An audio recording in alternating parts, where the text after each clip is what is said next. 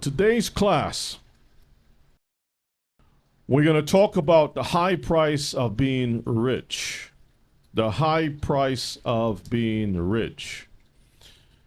The Bible says in Matthew 19 and 23, this is Yeshua HaMashiach speaking to the audience.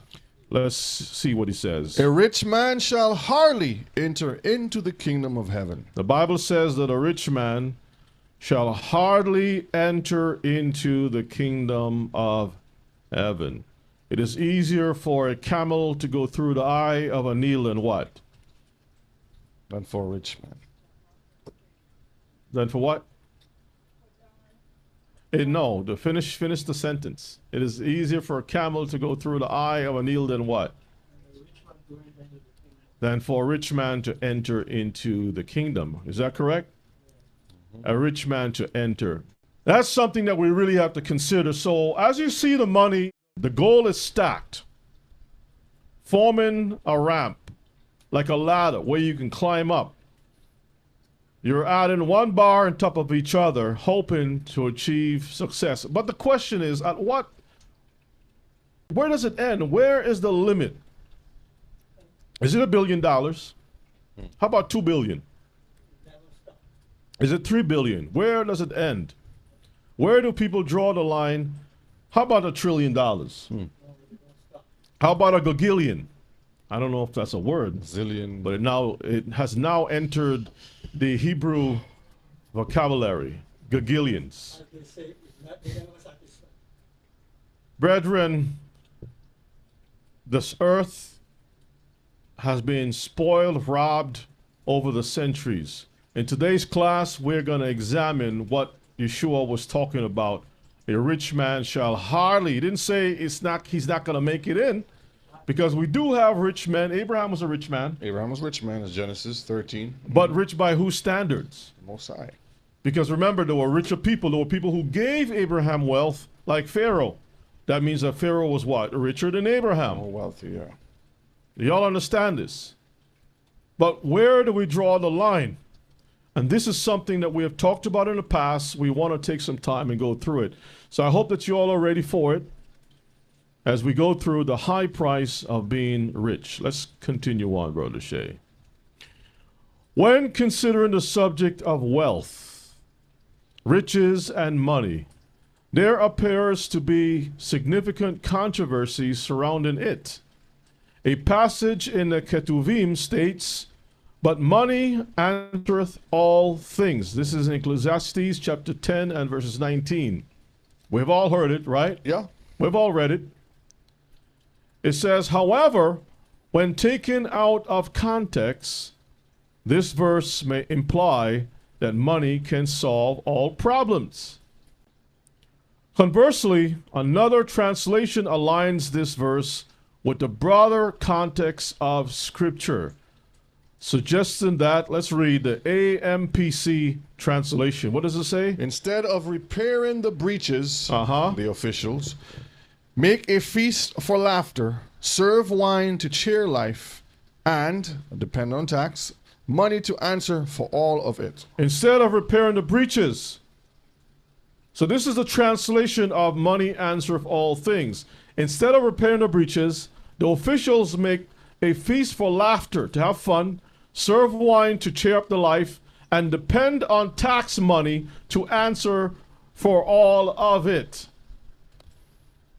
Is it possible that the verse is implying that money is used to correct irresponsibility or fix all our woes? And I believe so. Because it makes no sense to say that money answereth all things when we know that the Most High is the one that answereth all things. Exactly. So something taken out of context, this is why you have to read a little above it and below it to see what the thing is talking about. But even the way you just put it should make you think and to have a better understanding of the verse.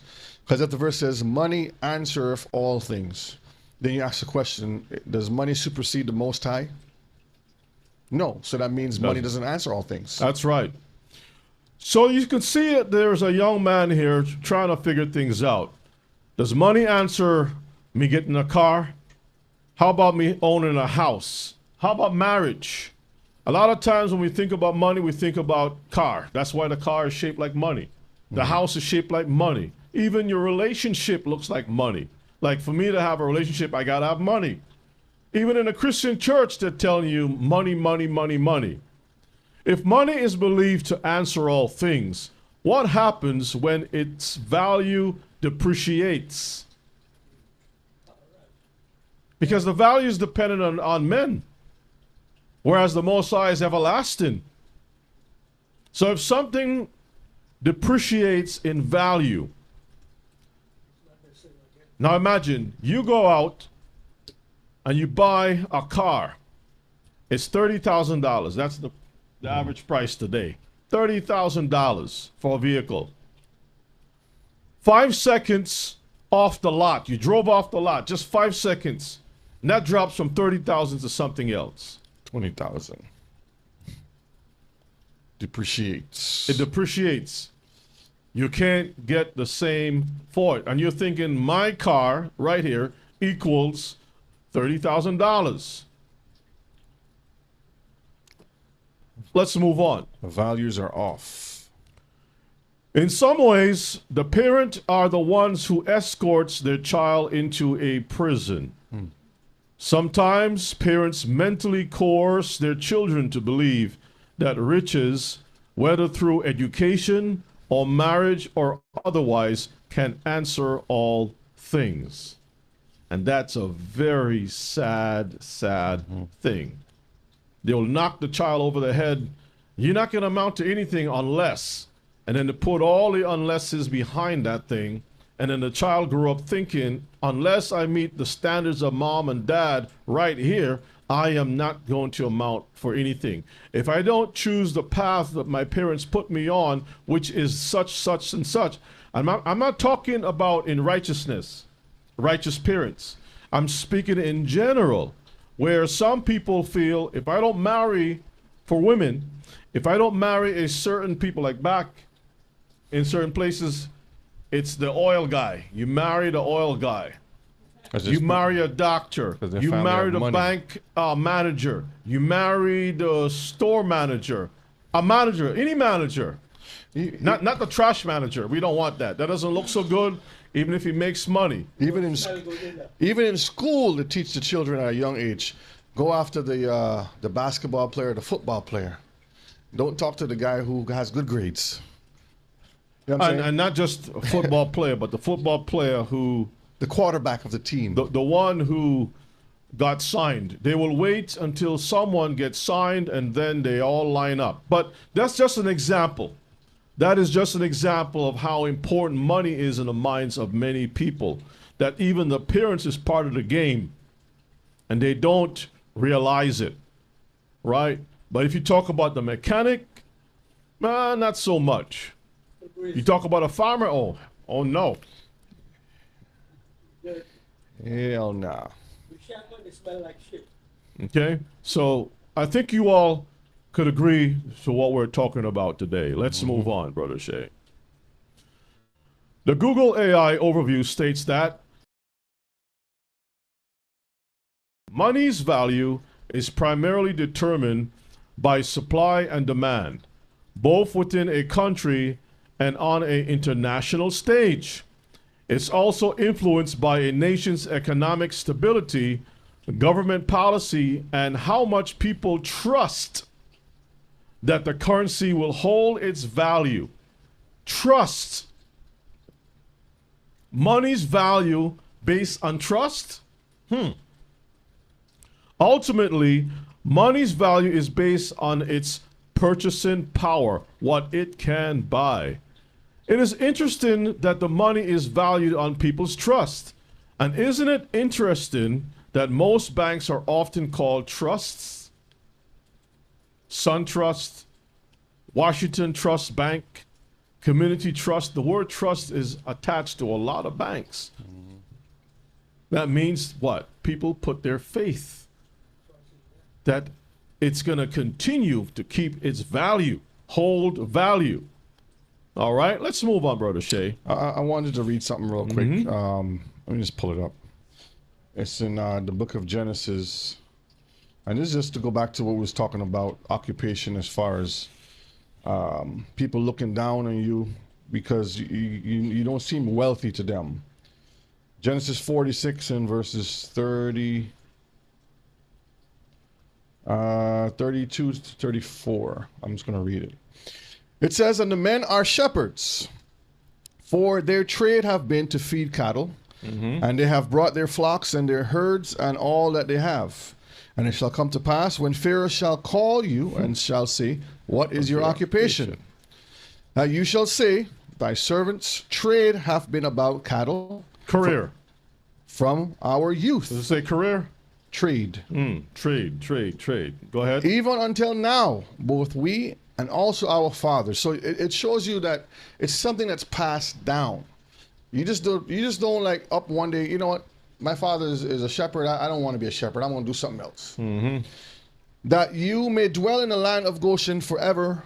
For every shepherd is an abomination unto the Egyptians." I just wanted to show that part. Every shepherd is an abomination unto the Egyptians. So by the standards of the culture or the time of Egypt, Egypt was like New York, I would say, a very modern city for those times, and up and coming wealth and all that stuff. People flocked to Egypt for resources, especially when it comes to food.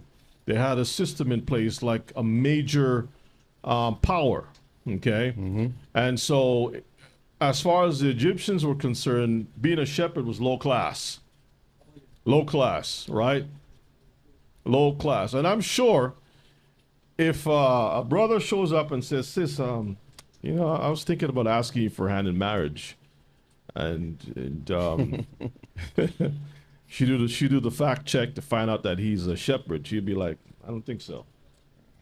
Especially when she is she's under the care of friends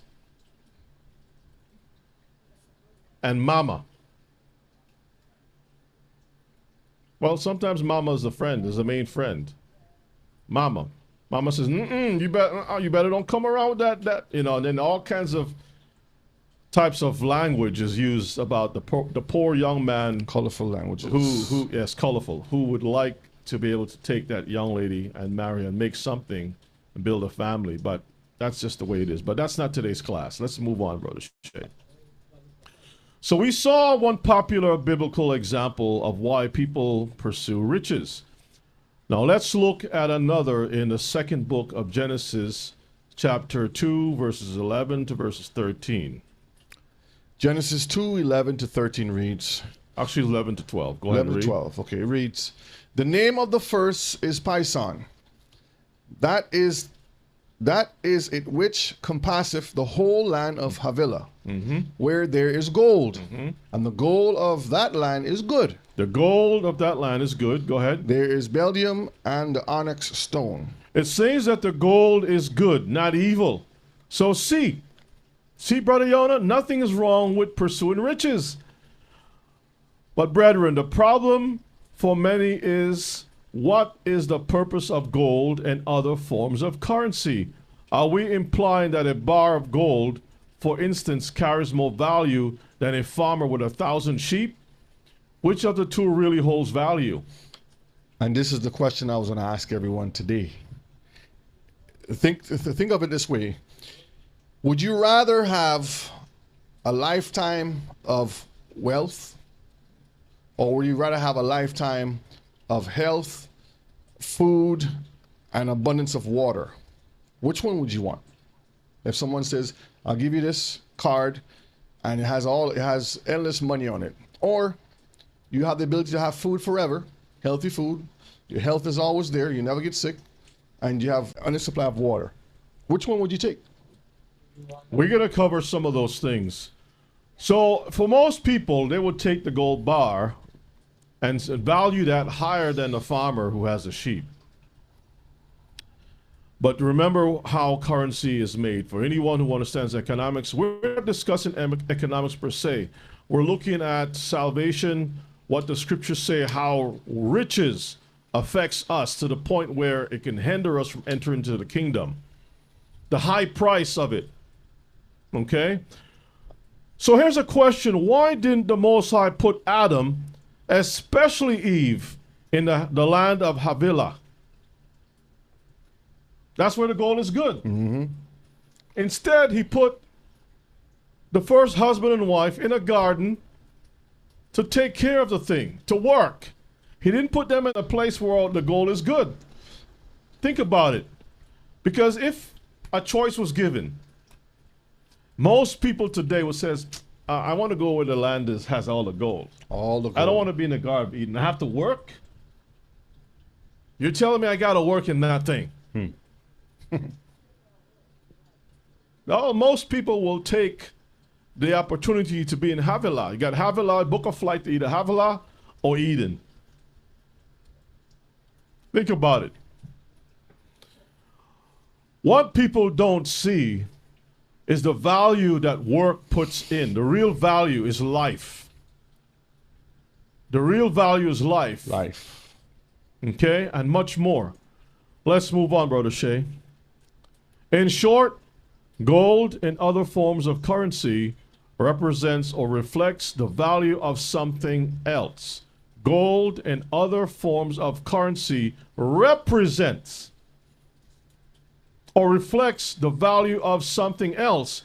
Ultimately, money's value is tied to what it can buy.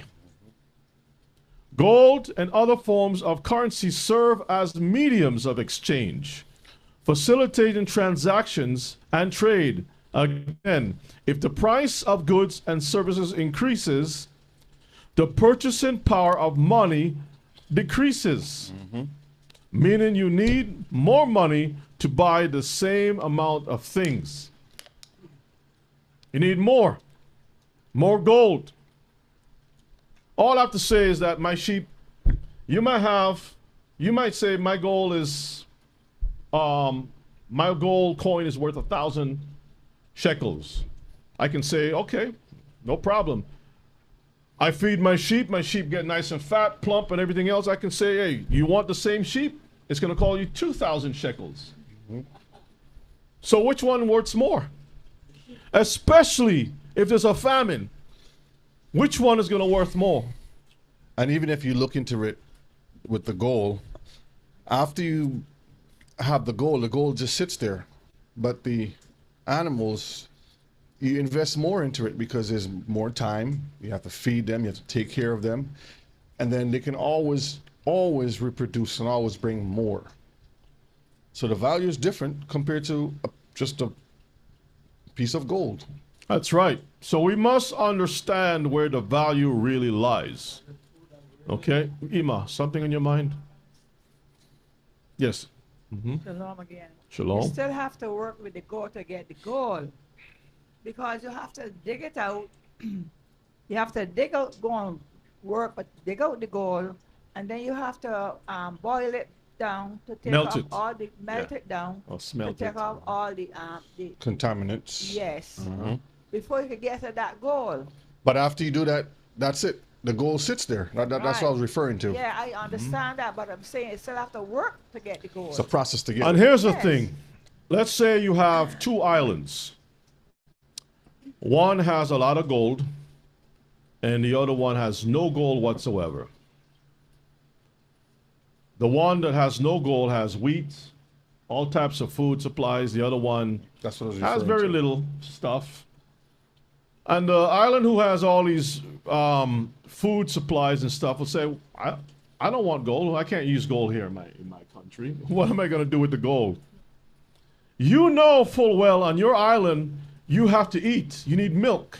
You need sugar. You need different things. All the gold in the world is not going to mean anything. The person who doesn't have any gold can live.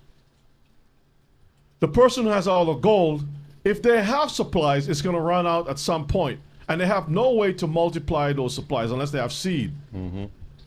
That's like the question you asked And if earlier. the soil is not good, because you have a lot of places that have a lot of gold, but the soil is horrible. It can't grow anything. Or you may have a lot of oil, but the soil is horrible. And if the soil is not horrible, the place is not good. The environment is not good for people to live. It's either too hot or too cold, or it's just too harsh. for people to live, or it's just flooded out, right? So there are circumstances. So it goes to show you, Mishpachah, and even if the place who has both the resources of food supplies and they have gold, they really don't need the gold. Okay, so that's another class. Okay, let us move on, Brother Shay. Yeah, that's just like you mentioned about being in the Garden of Eden or going to the land of Havilah. I would take the garden all day. Havilah might just be all gold mountains, gold flowing in the in the streams, gold everywhere. Midas touch everywhere, but that's about it. You touch your food, it turns to gold. It has no warmth. Shoot. There's no butterflies. Birds don't even want to go there to live. Nothing wants to be there, but the garden, you smell the roses, right? The temperature is just, everything is great. Walk around barefoot. Grass is soft. When people of color move into a particular area, research has shown that in most cases, property value decreases. That's true. Conversely, when the opposite happens, its value increases, indicating that the area's value is determined by the attachments. Yep. The land is basically worth a lot of money based upon the attachments. Who values it? The value of men. While this is not the subject of today's class, we would like to turn our attention to the dangers of monetary pursuits and pitfalls. Now, there's something we must examine in today's class. Is pride connected with riches? And if so, was pride made for man? Now, we're going to go to Sirach 10 and 18. There's this book here. If you all are familiar with the book, put a 1 in the chat. If not, you should probably get a copy of it. I just recently purchased a copy.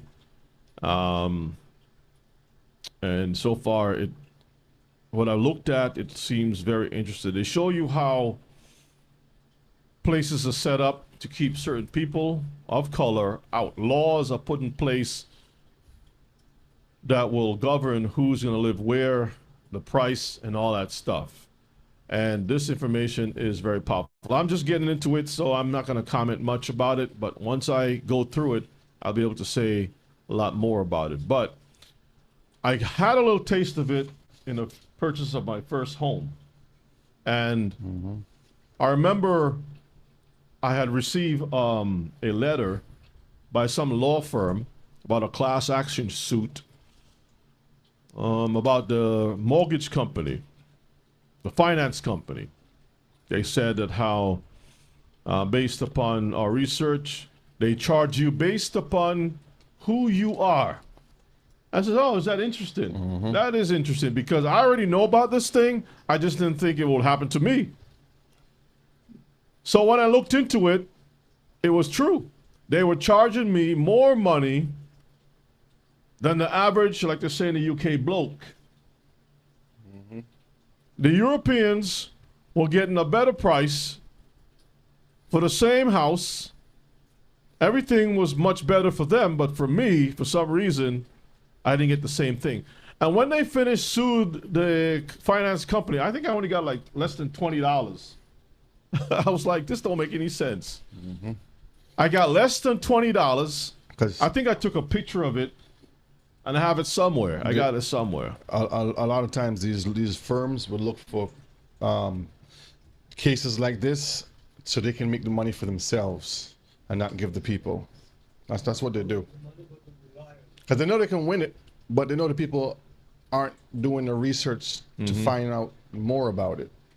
That's right. So, Brother Shay, let us read Sirach 10 and 18. The book of Ecclesiasticus 10 and 18 reads, Pride was not made for man, or for men. If pride was not made for men, who was it made for? Who was pride? Who is supposed to control pride? Who can control pride? If men can't deal with it, who's the only one who can deal with it?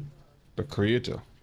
The Creator, that is correct. Read the rest of it. Nor furious anger for them that are born of a woman. See that? So we are not designed to handle pride. Pride is something that only the Most High can handle. Okay? It's not for us. Let's move on. So the AI research has this interesting find, which will set the stage for today's topic. Quote, riches and pride are often intertwined with wealth, sometimes leading to arrogance and a sense of superiority, which is true. Riches and pride are connected. They're intertwined and leads people to think that they're better than other people. The AI continues to say, biblical teachings frequently warn against the dangers of pride, especially when linked to wealth, emphasizing that true fulfillment comes from what? Humility. And what? Dependence on Elohim. That's right.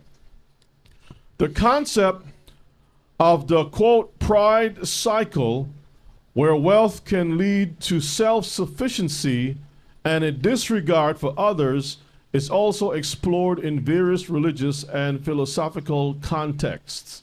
So down below you can see something called the pride cycle. You got prosperity, you stop doing the little things that matters, you start having pain to do the little things. It's a cycle. You become arrogant. You start looking down on other people. We're going to see examples of that. Sometimes you think that you can handle wealth. And remember I mentioned that I'm going to do a class about the donkey. The class is going to be called Don't Kick the Donkey. It's going to deal with the reasons why the Most High stops us from having certain pursuits. That's right. Because sometimes certain things are not made for us. That's simple as that. Sometimes certain things are not healthy for us. It will cause our defeat or destruction. And the Most High is trying to tell you, I'm trying to save you, my son, my daughter. Don't go down this path. So don't kick the donkey. Don't beat the donkey. All right, let's move on, Brother Shay. Let's examine the words of Yeshua, our master, teacher, and king. Let's see what Matthew, Mark has to say. Go ahead and read, Brother Shay. Matthew 19:23 reads, Then said Yeshua unto his disciples, Verily I say unto you, that a rich man shall hardly enter into the kingdom of heaven. The book of Mark 4 and verse 19. And the cares of this world and the deceitfulness of riches. Let's stop for a moment. Notice he says deceitfulness of riches. So he's telling us that deceit is attached to what? Riches. Riches. People can be deceived by riches. Go ahead. Yeah, you're either going to be deceived by it or you're going to be doing deceiving to get it. And deceitfulness of riches and the lusts of other things entering in. Choke the word. See, the word is important. The word is important. He's focusing on the word and how the word builds our lives and not tear us apart. And he's trying to draw a contrast. He's trying to show the difference between light and darkness, darkness and light. Go ahead and read. And it becometh unfruitful. See that? It produces nothing.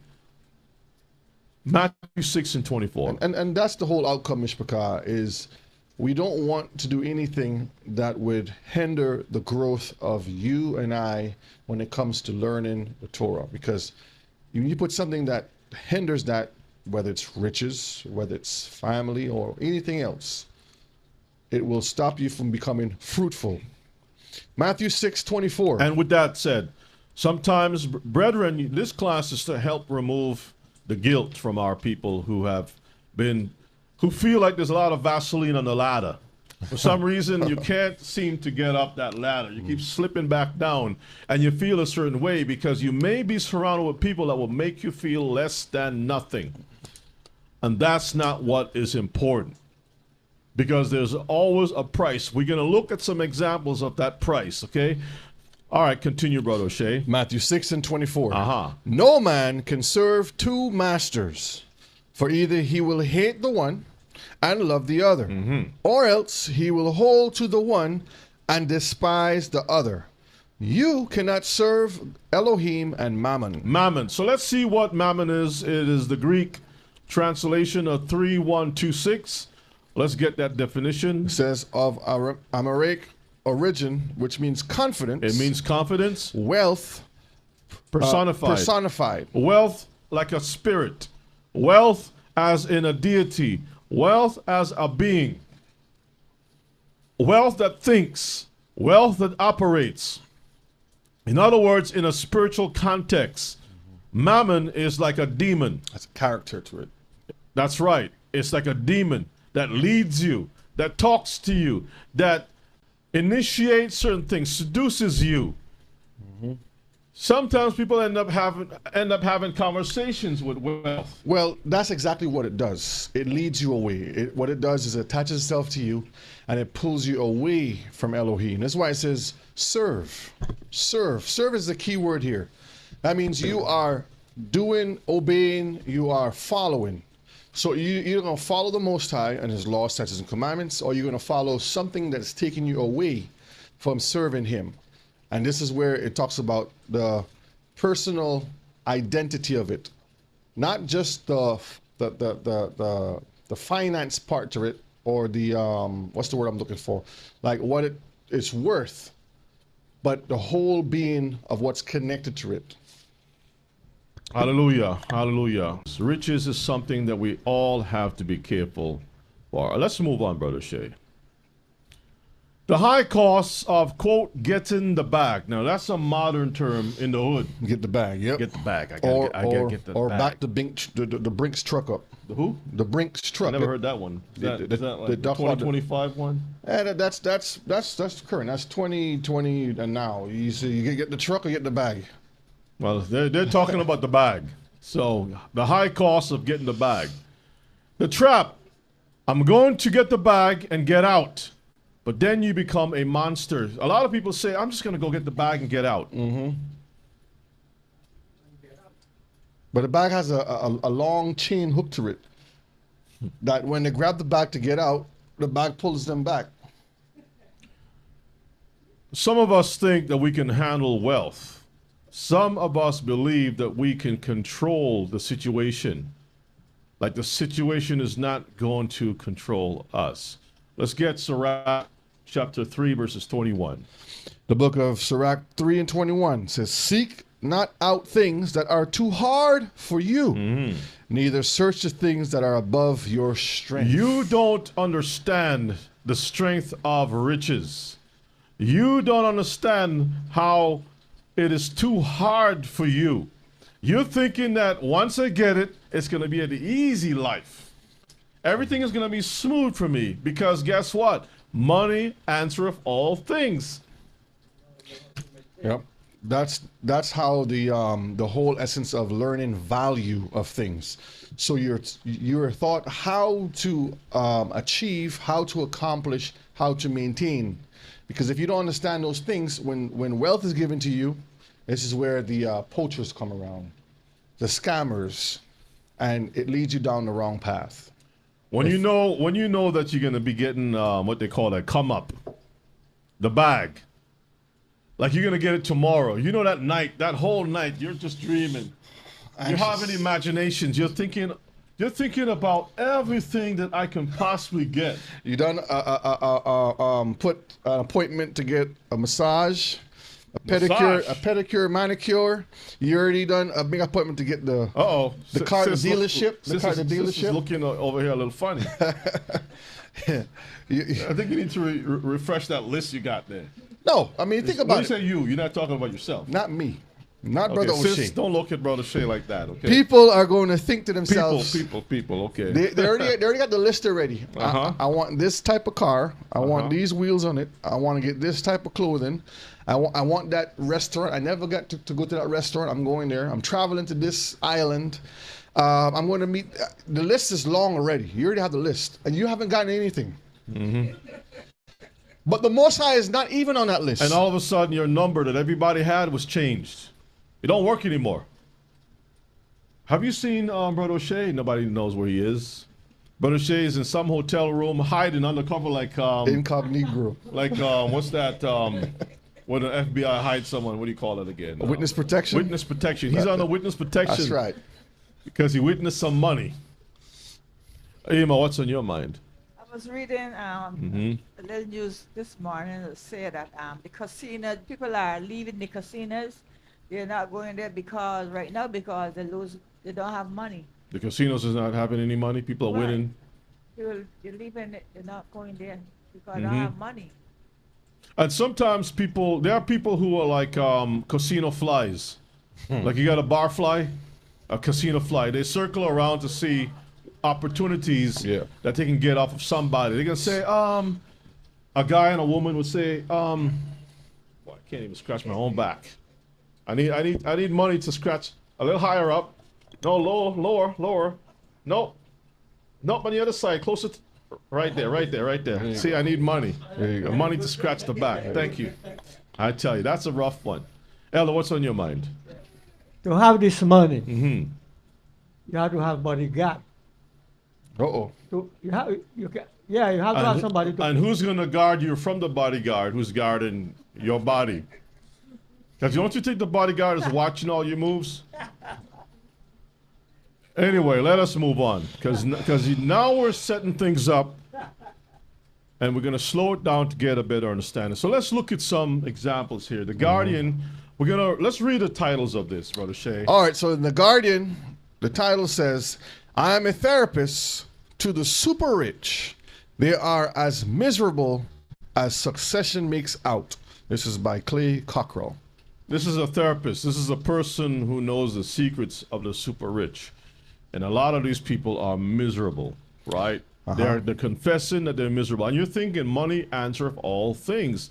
Having the wealth should provide the type of happiness, and you shouldn't be miserable, right? I mean, anytime you want to be happy and smile, look at your bank account. And then you start feeling a certain type of way. But you see, what we don't understand is once you have arrived to that wealth, what is next? There's nothing else. Nothing else. When you get to the top of Mount Everest, do you think that there's a higher mountain than that? It's just going downhill. And believe you me, it is lonely at the top. The top is only built for a small amount of people. Put the village up there. This is why mountains are wide at the base. Very wide at the base. And everything that falls comes from the top. That's why it's called rock slide. The rock stars, they slide. Right? Mudslide. This is the filthy rich sliding down. And all the poor people just looking up like, look at that. Oh, how the mighty have fallen. Brother Shay, let's read the standard. The standard since 1902, this is another article, says, rich but miserable. Inside the lonely lives of the rich and famous. That's very true. The Ode, or the Odie. The Adi. Audi. 8 rich people whose lives were actually miserable. Now, this is just a small example because there's a lot different articles that will give you 20, they'll give you 100, they'll give you 10, whatever. But this one says 8. The point that we're trying to glean from this is that what you think is a beautiful thing is actually a mirage. It makes you feel that your life is going to be improved. Eve found out real fast, and Satan left her, right, where she was, and that was it. There's a curse attached to the thing. All right, so now let's look at a couple of articles, but read Proverbs 31, verses 6 and verses 7. Proverbs 31, verse 6 and 7. Give strong drink unto him that is ready to perish, and wine unto those that be of heavy hearts. Have you ever wondered why the rich is always drinking champagne? Why the rich is always having a party? Why they have a bar inside their Bentley?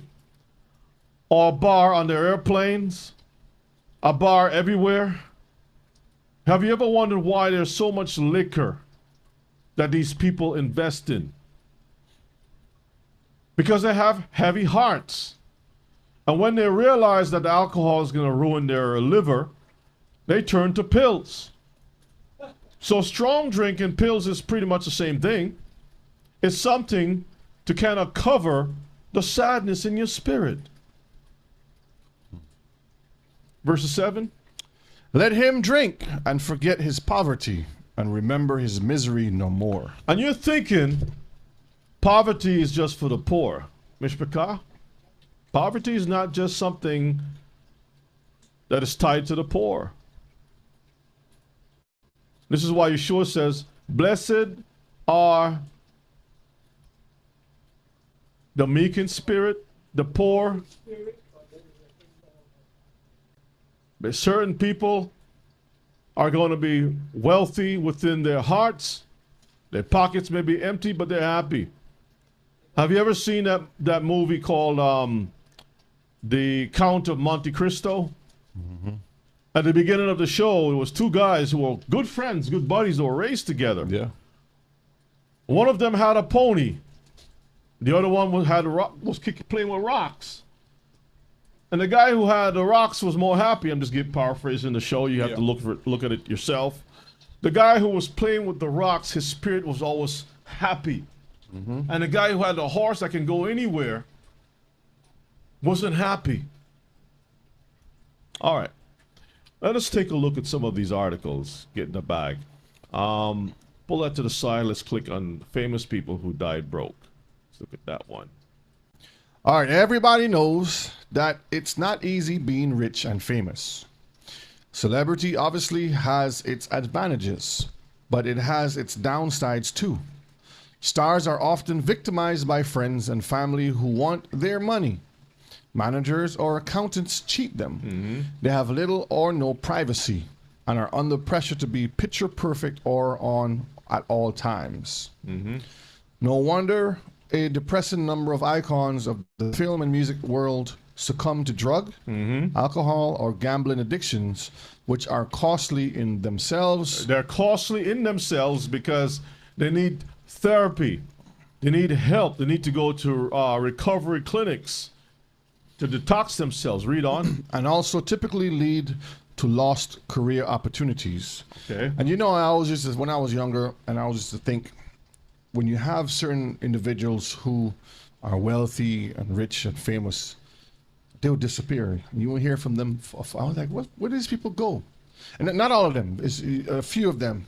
And when you do the research, they give up all of that fame. They don't want to be bothered. So they take their little monies and they go away somewhere and have their families to live in peace. It's a sacrifice that has to be made. Continue reading. Okay, read some more. Celebrities also make bad investments, spend widely on luxury, or simply have bad luck. Some fail to pay taxes to the IRS. Many die much too young. All right, so let's scroll down just a little bit. Michael Jackson, you see him right there? Okay, scroll down some more. Okay, let's read this. Michael Jackson died 2009. Circumstances of death, reportedly $500 million in debt, estate bankrupt. Wait a minute. How many of you all have heard this? You always hear about how successful his record catalog, he had the Beatles catalog, he had all this money. Listen, a good example of what we're talking about is Kanye West. When Kanye West opened his mouth and started talking stuff, his worth dropped from $1 billion dollars, something like that, down to half of that. Yeah. Half of that. I think it was 250 million. It dropped down to, or something like that. All the contracts dried up. Okay. All right, let's read. The King of Pop. Because the worth is also tied to who you're contracted to. Mm-hmm. So that's included. Because remember what we said in the beginning. The money's tied to something else. Men are the ones who put the value on things. Men will say, well, you're worth such and such. By whose standards? Exactly. Is it the Most High? So if somebody likes you, they'll value you up. If somebody don't like you, they will devalue you overnight. Now, I can understand certain things are valued based upon the quality and the usage of it. For example, a piece of wood. Wood is wood, but wood is not also wood, because That's a good example. you have pine wood versus mahogany wood. One is stronger, one is more softer. You have, for example, give me one that's for water. What's that one? Cypress. Cypress full. Yeah. Cedar. There's different types of wood that some may withstand more water than some. Some are stronger in fire. Some is good food for termites. Yeah, insects will eat it up quick versus some. So the quality and the purpose of it makes the value. And you know what's, as you say that, it takes me back to the wisdom of Solomon that spoke about a piece of wood. You got a piece of knotted wood, right? The idol maker would take a piece of wood that has pretty much no value. The parts that he don't care for, he would use to cook his fire. The other parts, you look at it and says, I can make a god out of this thing. And he would carve this wood up and make it look pretty. And all of a sudden, that piece of wood Was nothing. all of a sudden has value. Value. As a matter of fact, if you speak against that piece of wood, the government will kill you, execute you quickly. That's right. And the guy's laughing like, man, I just pulled that piece of wood off, cut that thing down the other day. And 1,000 people lost their lives for a piece of wood. Now the wood, because of the government or some religious pope, classified this thing as Holy relic. Salvador Mundi, the savior of the world. And everybody who comes to this building must do the sign of the cross. He's very, very important. You must bow. I mean, really think about it. And you mustn't disrespect this piece of wood now. He's called the king of the universe. Everything is, like you said, is given value by men here on earth, because a piece of rock is a rock, but they can say, oh, the one from that came from so-called the moon or space or whatever it is worth more. It's billions of dollars. So there you have it. All right, so the king let's of scroll pop. down. Let's scroll Okay. down. We don't need to read all of it. Look at this other guy. This is scroll down. Marvin the Gay. Marvin the Gay. That's him right there. Uh-huh. Died in 1984. 9 million in debt, He had $9 million in debt. and about half of that to the IRS. See that? What did he struggle with? His father killed him. He struggled with drug addiction. Can't keep a woman. Moved to Europe to avoid paying the taxes. So he was a fugitive from the money grabbers. And his and the songs that he sang is still making revenue today, but he's not here to get it. A lot of women lost their underwear because of this guy right here. Just took that thing off and threw it on the stage. Sexual healing. Oh yeah. On the stage. When they go home, they get themselves a virus. Oh boy. Not a Bitcoin. Let's go to our next one. This is one of these characters, Judy Garland, which is Julie Garland, the girl in the middle. which is her. She was the one with the ruby shoes, right? I think I can. She had the ruby shoes. Let's see what happened with the ruby shoes. She was $4 million in debt. $4 million in debt. So she went up the yellow brick road. She went to meet the wizard who had everything.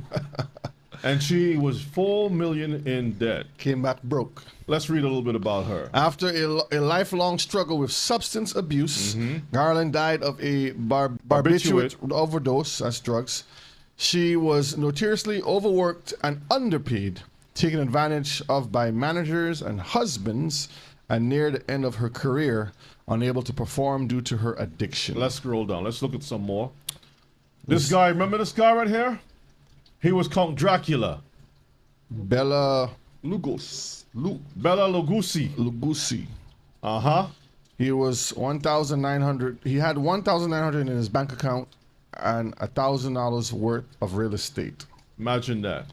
That's all he had. He was nearly broke. He was the Dracula back in the day.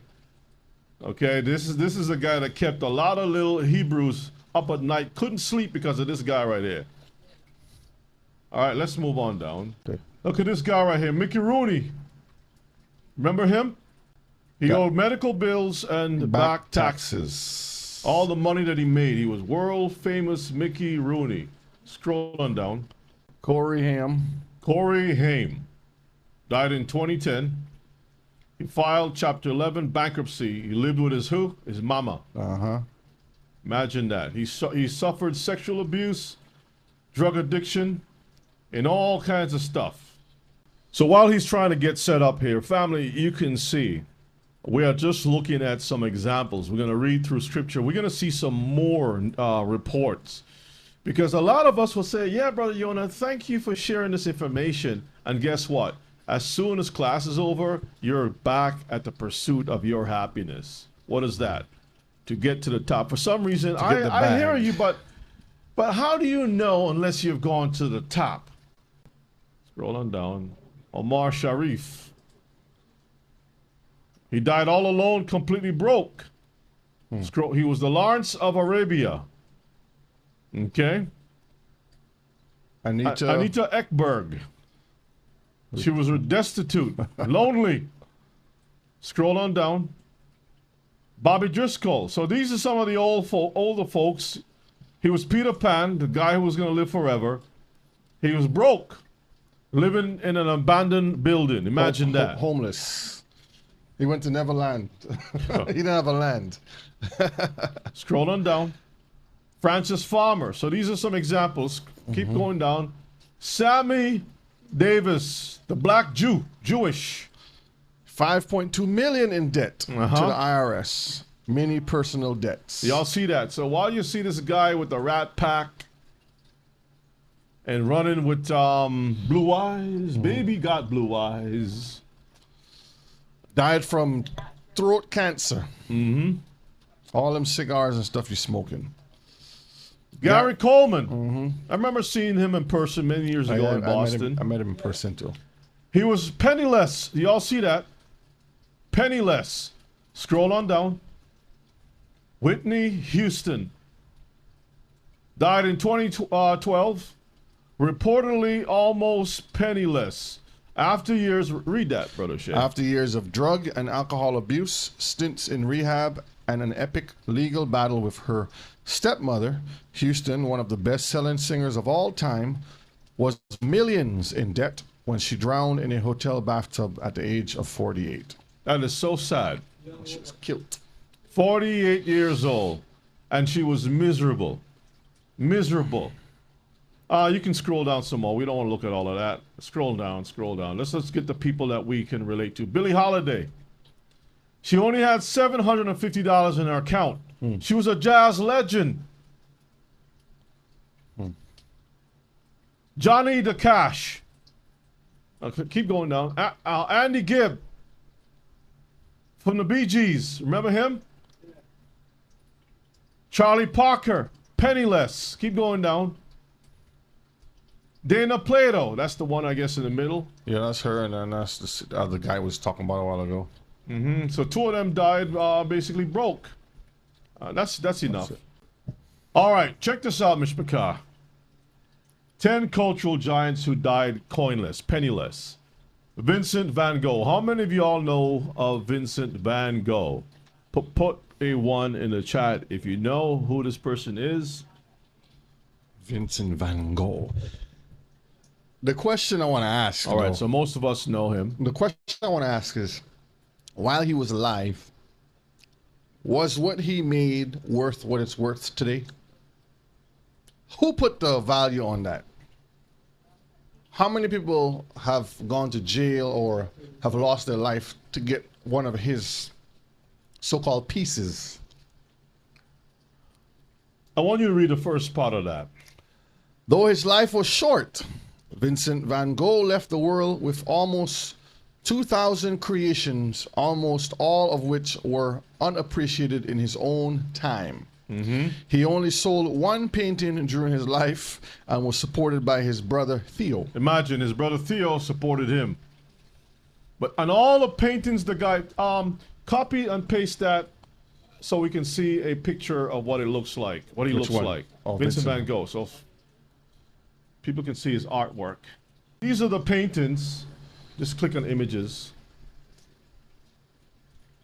Look at all the paintings that this guy did. And these paintings are millions, worth millions and millions of dollars. Let's see. Worth. Price. Oh, price? Okay. Painting's worth is fine. Painting's worth. Right here. Y'all see that? It's worth a lot of money, so we can close 100 it out. million to buy one. 100 million just to buy one of his paintings. And this guy died basically penniless. Think about that, Mishpachah. Scroll on down. You got Matthew Brady. I don't know who that is, but let's scroll on down. Joe Louis. Another Everybody knows photographer. Joe Louis. Right, the boxer. Franz Schubert, Classical composer. a composer. William Blake. Another artist. Ave Maria, okay. The musician. Oh, you're talking about this one here. France. Yeah. Beethoven. William Blake is another artist, luminary working. Scroll on down. Oscar Wilde. So we saw Sammy Davis already. Scroll on down. So see, some of these are. Keep going. People that Another painter. Father of American music. Stephen Foster.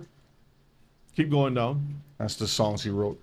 Swanee River. Okay, keep going down. Genie, Susanna. Genie with the light brown hair. You know that famous song? Keep going. That's about it. That's all it, right. yeah. That's all we. I dream of a genie with. I want you to pull up the article that I sent you. Okay. The second one first, and then the first one Rich second. but miserable. Yes. Okay.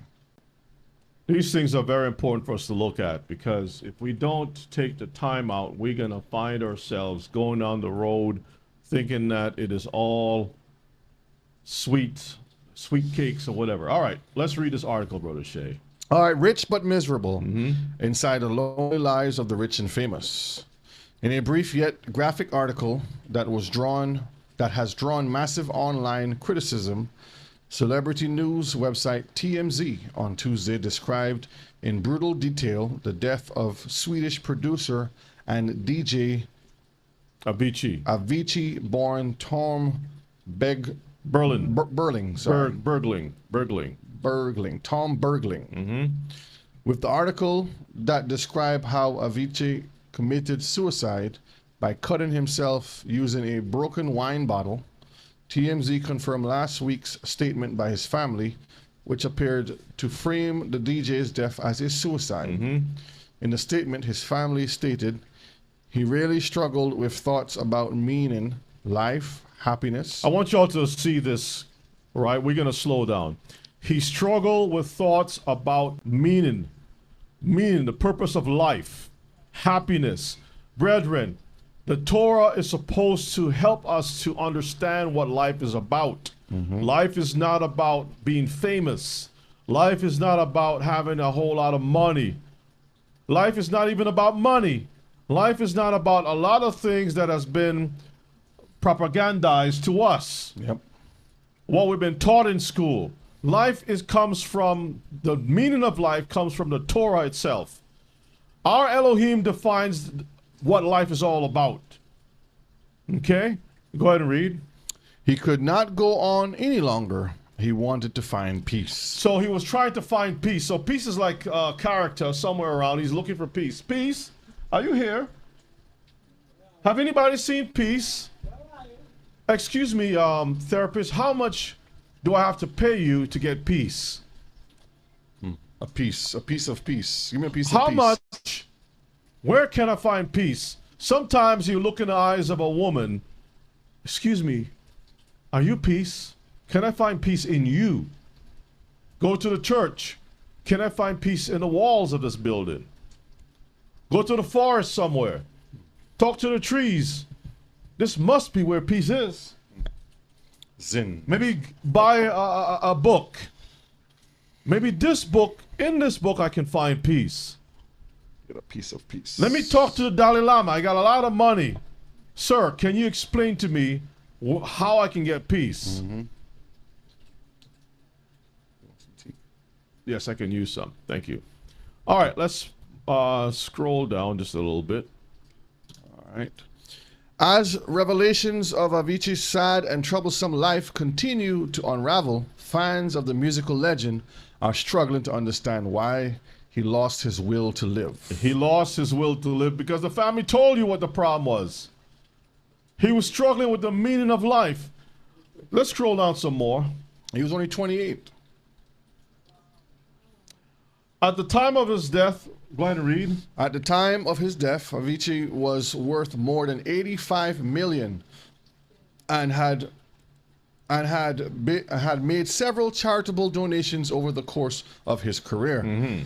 It is therefore understandable why many do not comprehend why the young man took his own life. All right, read on. Every year, thousands, perhaps even millions of people across the world troop to auditions for talent shows such as American Idol and The Voice, hopeful that they will one day reach the success and celebrity status of stars like Avicii. Now, I don't know much about this guy, but obviously he was a guy who made a name for himself, right? I'll have to see his face. I don't know who that is. Okay, let's scroll down. Okay, let's read few people. Few people look inside the lives of some of the celebrities to see them as they truly are. Lonely. The first thing on the list is lonely. Now, if you have some time, I would like you to go visit. This is on the Roku channel. What's her name? Tracy Ross. Okay. Tracy Ross. Some of y'all remember her from the comedy show. I think something about Blackish or something like that. I think it is. Is it Blackish? Some travel thing. Blackish. Okay, Solo Traveler. Solo traveler. Go check that show out. Scroll down. Brethren, I went, it's a series, right? I went to check the thing out. And the first thing that she's not young anymore. She's in her 50s. She talked about the tragedy of not being a mother, not being married, and she is lonely.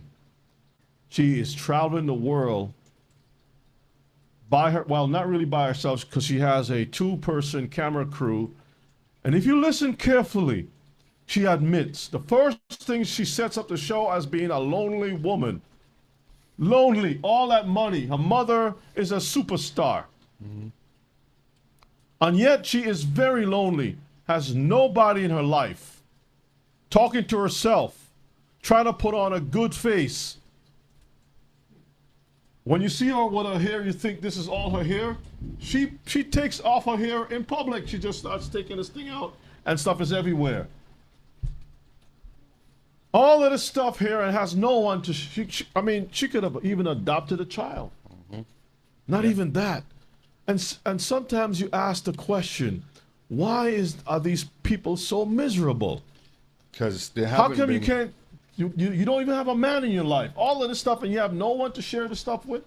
Because they don't have, or they didn't have someone to teach them value of life. It's one thing to come up in fame and celebrity and all the stuff, but you don't have no one that keeps you grounded to the simplicity of what life is, the whole essence of it. Family, understanding how people move, live, function, all those different things. When you're on the road in that whole Thank you, sir. celebrity lifestyle, you're under the lights, the bright lights. So you have no time, thank you so much. You have no time to basically sit down and reflect and understand the value of family. I'm going to give you all a little assignment. Go check the thing out for yourself. Don't believe what I'm saying. Just go look at it. Look at the first one that she has out there. She's traveling, I think it's to Egypt, Morocco, or something like that. And in the show, she comes out and she says how lonely she is. And you can tell. Before she even said that, I felt kind of sorry for her. My spirit, you can tell there's something not right about the sister, right? She is very, very lonely. And what that does, it gives you a very big picture or glimpse into the lives of these people. They will perform very well. They will make you believe that everything is well with them. They will be able to have access. And when she was traveling, She has so many choices of shoes. It has to match this. I need a bag to go with this. I need this, that, blah, blah, blah, blah, blah, all this stuff. But these things has no warmth. It doesn't tell you how much it loves you. There are no children to tell you, Ma, I love you. No one to spend all of this time with. You are lonely. This is why you do all the things that you do, because it's a cover. But to the rest of the world, the young girls will see this person as being very successful, laugh, a lot of laughter. Now, there was one part that she was in. She was, I forgot where she was, but she was at a table having dinner all by herself. And it was a group of white women that sent a drink over to her and invited her over to their table because they felt sorry for her. She was having dinner all by herself. All by herself. And these girls were all having a good time. Maybe they have their husbands and boyfriends or whatever the case may be, but they felt sorry for the young lady. Do you know that a lot of our women are like that? This is why Isaiah, chapter 4 says, we have our own bread. We just need a man to take away the reproach from me. 7 women to 1 man. But a lot of these women, and this is not a conversation about just women, because a lot of men are also lonely too. But it goes to show that a lot of them, if they see a mechanic, I don't want him. He's no good, but he can keep you happy. No, he's not going to fit in with my friends. I'm up here, and he's down here. All right, let's go to the next one. Many famous. Actually, did you read this part? No, I didn't finish. All right, go ahead and read. Lonely, losing the battle with drugs, alcohol, and mental and physical health. So, all around, these people are unstable. Many famous and successful celebrities have committed suicide, and it seems that the trend is set to continue. Suicide, huh? You have all the wealth, but then you want to take your own life. Let me continue reading? Yes, read on some more. In 2014, actor and comedian Robin Williams, who had long suffered from depression, hanged himself. He was age 63. Years before him, rock star Kurt Cobain, the lead singer of Nirvana. That's a Hindu thing. Go ahead. Shot himself. He shot himself. Go ahead. The 27-year-old had attempted suicide a few months before. He left a 1-year-old daughter. The demons behind that thing. Remember Mammon? Mammon is a demon. Go ahead. In February 2010, 40-year-old British fashion designer Alexander McQueen hanged himself on the evening before his mother's funeral. And a lot of people buys that fashion designer's products. Okay. Go ahead. The spirits attached to all those things. Continue reading. Apparently, dressing icons such as former United States First Lady Michelle Obama and being named British Designer of the Year 4 times was not enough to motivate McQueen to want to live. Imagine that. All right, scroll down some more. We don't want to see Ernest Hemingway. We know about him. Whitney Houston, Prince, Michael Jackson. The Grammy winners. Let me see something. Go up. Houston was found dead. We saw that already. Prince, drug overdose, right? Michael Jackson. A lot of these people, we are not privy to their lives. There are publicists that cover the whole thing. So they will make a story up and says, oh, it was because of this guy was trying to get his money and this, that, and the other and all kinds of other stuff. Were these people happy? Tell me something. Do you think that Michael Jackson was happy when every time you turn around, he looked in the mirror, his face was changing constantly? The man in the mirror. That he wore a prosthetic nose. When he took that thing off, it was just 2 holes, a skeleton. Looked like a skeleton, that's right. Well, I could tell you just from a young age in reading the different accounts, he was not happy. It says, in all these cases, there is a disturbingly similar trend. In most instances, the celebrities lead lonely, depressed, drug-fueled lives, which they kept hidden behind a facade of fake smiles and glamorous lives. That's it. A facade of fake smiles and glamorous lives. Brethren, I don't know how much I can really emphasize on this, but as we go through the scriptures, I think we made the point how miserable these people's lives are. You don't even have to pull up the second one. Okay. Let's get right into the slides, okay? All right, many wealthy individuals have faced significant personal struggles. We've already seen that, leading to tragic outcomes. We've seen Marilyn Monroe, Whitney Houston, Michael Jackson's, and many other people. Marilyn Monroe overdosed on drugs. She struggled with mental issues. Whitney, we saw the same thing. Michael Jackson overdose. We just saw the other guy, Avicii, suicide, faced pressures of fame and personal struggles. A lot of these young people, like right now, they're looking at Justin Bieber. Everybody's watching to see when he's going to kick the bucket. Idolize, yeah. As a young singer, people were telling him, hey, you're so good. I think he got his fame from YouTube. And then the diddler picked him up. And from that point in time, his life was never the same. The diddler has touched a lot of people's lives. They're struggling. We just got rid of the royalty singer dude. What's his name again? Royalty. Oh, Mali Music. So you see so-called Christian gospel singers, and you're thinking that these people have the truth and that they're singing about happiness. And the songs that you yourself sing, that they wrote, is supposed to boost you up and make you feel a certain type of way. And yet these people have another life and they're not happy. Brethren, something is wrong. Let's move on, Brother Shay. But many of the rich live up life. How come they're not poor? Wait, for it. This is a question a lot of people say. They're living up the life. They're having a glamorous life. They're having such a wonderful time. How come they're not poor? Just wait for it. Let's get Proverbs 21 and 17. Proverbs 21 and 17 says, he that loveth pleasure shall be a poor man. Read it again. He that loveth pleasure shall be a poor man. Read on. He that loveth wine and oil shall not be rich. Proverbs 28 verses 21 and 22.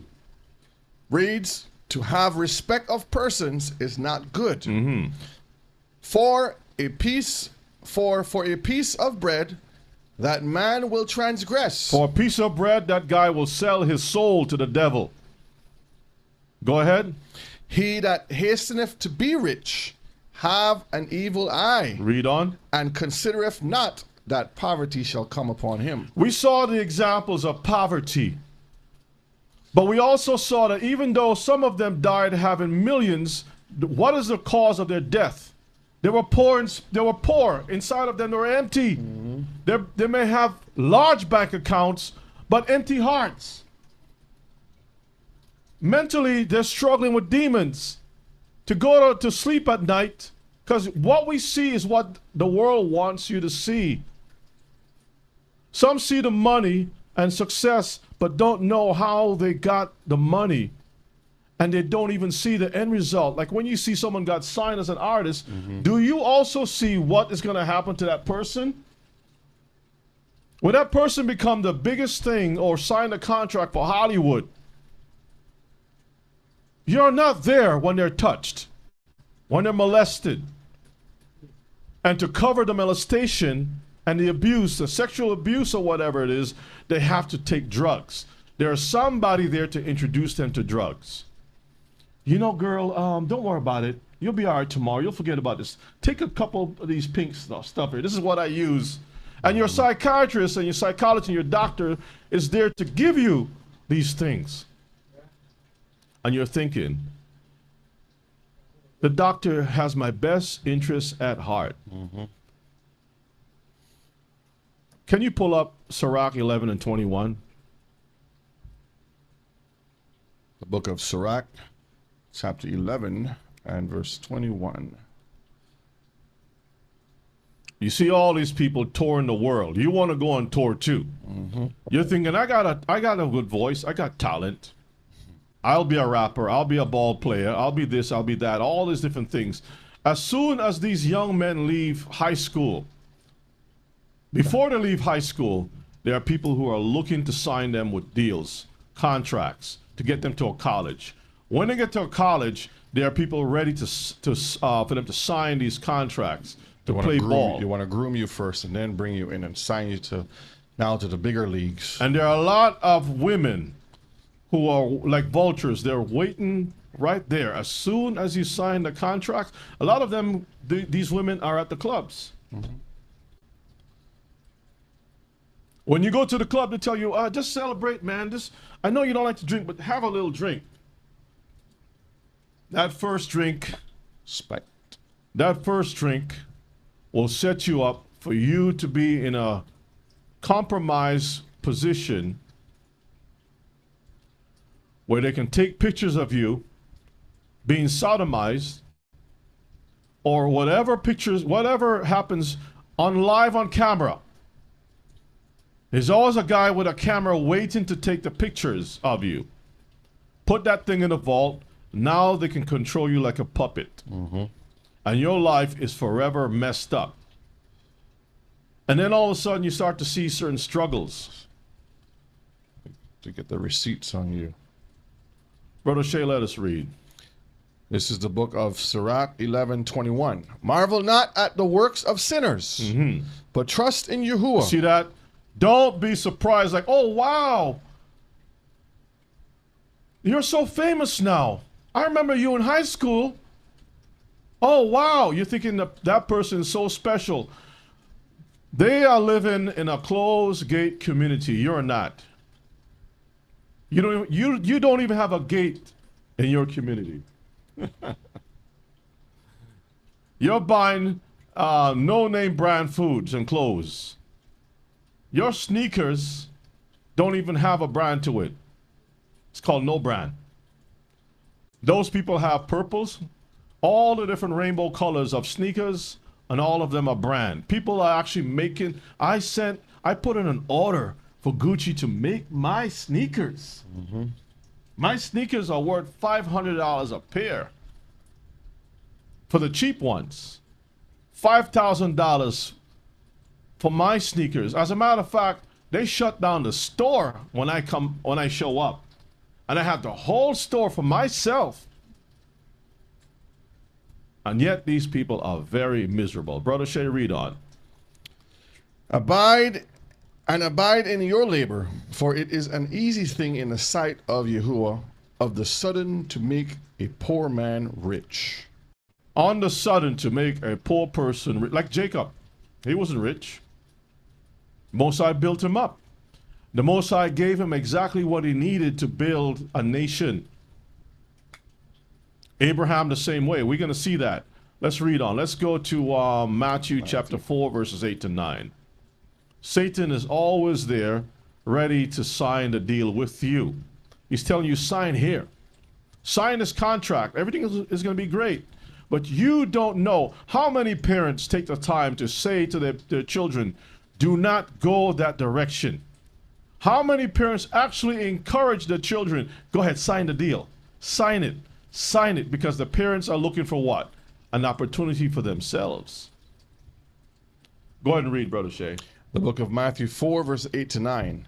Again, the devil taketh him up into an exceeding high mountain, and showeth him all the kingdoms of the world, and the glory of them. The glory is what? The wealth. The wealth. The wealth. Go ahead. And saith unto him, Uh-huh. all these things, All the wealth, all these things. will I give to you. The popularity. I will turn you into Caesar Borgia. You, Yeshua, I'll make you the real Caesar Borgia. So imagine Satan is showing him, listen, I got a program set up. You're going to be famous. I got artists set up to paint a beautiful picture Don't worry about how you look right now. And they're going to make a big, big statue in Brazil. Like this. Just welcome. And not too far from that statue, there's all kinds of Brazilian wax and nonsense, and the hood is right there and all kinds of stuff. And everybody have a picture of you on their cars. Jesus Cristo everywhere. You will be famous with the You Jesus can't ever pieces. talk about Mama or Jesus Cristo. You'll be dead. And you sure looked at all of that like, no, that's not for me. I will give you all of these things if you will fall down and worship me. Go ahead and read. That's it? Yeah. All right, let's move on. Let us move on. We're just warming things up. It's going to get better. Time magazine. What does it say, that cover? Does God want you to be rich? Some people use scripture to justify themselves, their mindset. We got to have the bag. Psalms 24 verses 1. The earth is Yahuwah's, and the fullness thereof. The world, and they that dwell therein. This is what these pastors will say. The earth belongs to God, so why can't I have what God have? The world belongs to God, so I want whatever the world have, I want it. Creflo Dollar has a book. You're supposed to be what? Wealthy. And he makes sure that his name contains the word doctor before Creflo. Dr. Creflo Dollar. What's wrong with pastor? Or just Creflo? You see, the word doctor makes you feel a certain type of way. This man is an educated man. We're going to see that too. Some things in the world needs not to be touched because of its origin. And Abram, which is Abraham, knew better. Now, I want you to click on that video. Pull that to the side, and let's look at this video real quick. And fair use of this video. If you thought pastors cannot make billions, think again. There are pastors out there living like royalty with net worths in the billions. But how did they amass such incredible fortunes? And more importantly, should they? These are the richest pastors in the world. Number 8. Bishop David Oyedepo. In the beginning of his journey, he was preaching to a small group of devoted believers in a Nigerian church that was quite small. After some time has passed, he is now the owner of an enterprise that is worth $200 million.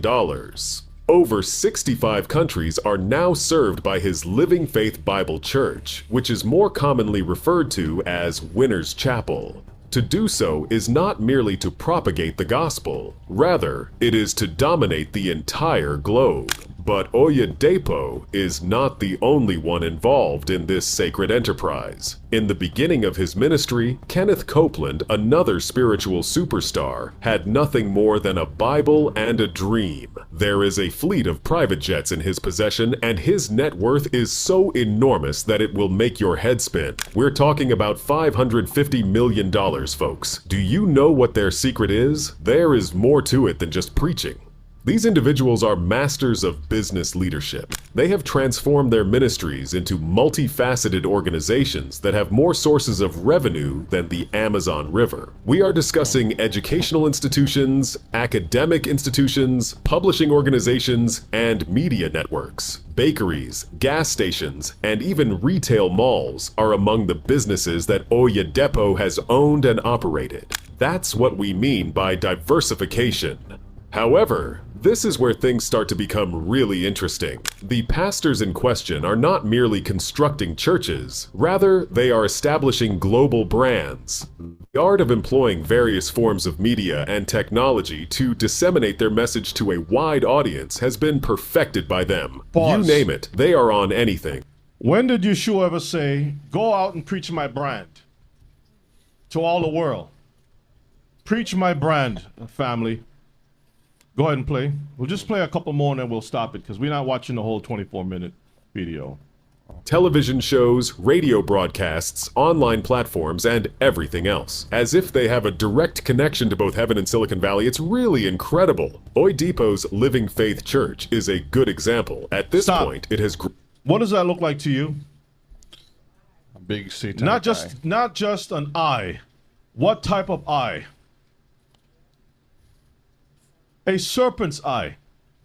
or a goat's eye. You ever seen a goat's eye? Eye of a goat? All right, go ahead and play it on. Grown to become one of the most influential denominations in Nigeria, with tentacles that extend all over the world. And what about Copeland? And he's not just preaching, he has a media empire that would make some of the most powerful people in Hollywood green with envy. However, let us not forget that these individuals... See, birds of a feather flock together? All right, go ahead and play it. Did not begin their careers as spiritual tycoons. One sermon at a time, they constructed their empires from the ground up into the present day. All right, you can stop that. You can kill that video. So, as you can see as an example, there are lots of videos out there that speaks about the prosperity gospel and what these people tend to do. But I wanted to give you all a little visual, right? That some things in the world needs not to be touched. There's a price or there's an attachment with all of this wealth or riches that we have to be careful for. See, the Most High is in the business of protecting his people. Let's move on, Brother Shay. Protecting his people. But a man like Abraham knew better. Let's read Genesis 14, verses 21 to 23. Genesis 14, 21 to 23. And the king of Sodom said unto Abraham, give me the persons. Now, the king of Sodom want the bodies. A Sodomite loves the bodies, right? Go ahead. And take the goods to yourself. We're going to divide the spoils. I'm going to get the bodies. You can take everything else. And you can have the monies, the rest of the bag. Go ahead. And Abraham said to the king of Sodom, I have lift up mine hand unto Yahuwah. Lift my hand to Yahuwah. The Most High Elohim. The possessor of heaven and earth. Possessor of heaven and earth. Go ahead. That I will not take from a thread even to a shoe latchet. Not even a shoelace. Go ahead. And that I will not take anything that is yours. I don't want anything from you. Go ahead. Lest thou shouldest say, I have made Abraham rich. So Abraham was wise enough to move away from this thing. That was a great opportunity for Abraham to come up. Notice that Abraham told the heathen king who is the possessor that will fulfill his needs. The Most High is Abraham's possessor. If the Most High possesses Abraham, don't you think that the Most High will give Adam what he needs? Absolutely. What he needs, not what he wants. Abraham. Okay? Let's move on. But there's a balance. That's the Proverbs chapter 30, verses 7 to verses 9. We'll also look at Jeremiah 17, 10, and 11. Let's get it, Brother Shay. This is the key, Mishpachah. This is what we should be praying for, the balance, okay? Proverbs chapter 30, verse 7 to verse 9 says, 2 things have I required of you. Deny me them not before I die. Remove far from me the vanity and lies. Give me neither poverty nor riches. Imagine that. I don't want to be poor. I don't want to be rich. Read. Feed me with food convenient for me. Stop right there. So Solomon is saying that there is food that is convenient. I want you to feed me. And feeding is not just food only. It could be the word, it could be your education. Give me the education that is suitable for me. Yes. Based upon your requirements. That's what you call equity. Your requirements. I want you to give me what is required for me to have so that I would not fall outside of your will. How many of us do things or operate within the will of the Most High? That's right. Do we go out and just set the standards for ourselves or set the course? I'm just gonna do whatever I want. Or do we inquire of the Most High, what would you have me to do? And you notice he says, food convenient for him. Because he says, just give me good food. And that could be anything. Not everything that's good is good for you. Exactly. Verse 9 says, lest I be full and deny you and say, who is Yahuwah? Or lest I be poor and steal and take the name of Elohim, of my Elohim in vain. You see that? So we know who possesses us. If we claim the name of the Most High, there's a certain way that we're supposed to walk before him. You don't want to be full with excess, that all of a sudden you drift off in a different direction. I got too many stores to manage. I don't have time to come to Shabbat. I don't have time to pray. I don't have time for the Most High. I don't have time for the poor. I'll just do a little charity thing and let somebody run that thing. Your face is not, you're not even showing up. The humility is lacking. It's not there anymore. People say, you have changed since you come up. And you can't even see it. You can't see it because it has blinded you. Mm-hmm. What you got, Brother Shay? No, Brother Dawood said, they will say, the scriptures say, use your wealth to win souls. And he put Luke 16:9. I'm going to pull that up? Yeah, you can pull it up. Okay. This is something that they will use in as an example to try to get away with the whole mammon. Luke 16 and verses 9. And it reads, and I say unto you, make to yourselves friends of the mammon of unrighteousness, that when you fail, they may receive you into everlasting habitations. What is it talking about? It's talking about being wise, like the steward, right? It didn't say to join with mammon. Make friends with. Context. Make to yourself friends of the mammons. These are people associated with mammons. How do you make friends with them? Doesn't mean to say that your life is intertwined with those people. There's a whole different understanding with that. The same example we just had here with, for example, go back here, with Abraham. Why was he having this conversation with the king of Sodom? There was something happening at that moment. He had to have that time to do that business with the king of Sodom, but he still separated himself by saying, I'm not going to take anything from you. As a matter of fact, since you've gone to Abraham, you can look at Mamre and Akal, right? And those two were basically Canaanites. But Abraham aligned himself with them so that he can go to war to get his nephew back. Right. That's as far as it goes. But anything else? No. All right, let's read. Jeremiah 17, verse 10 to 11. I, Yahuwah, search the heart.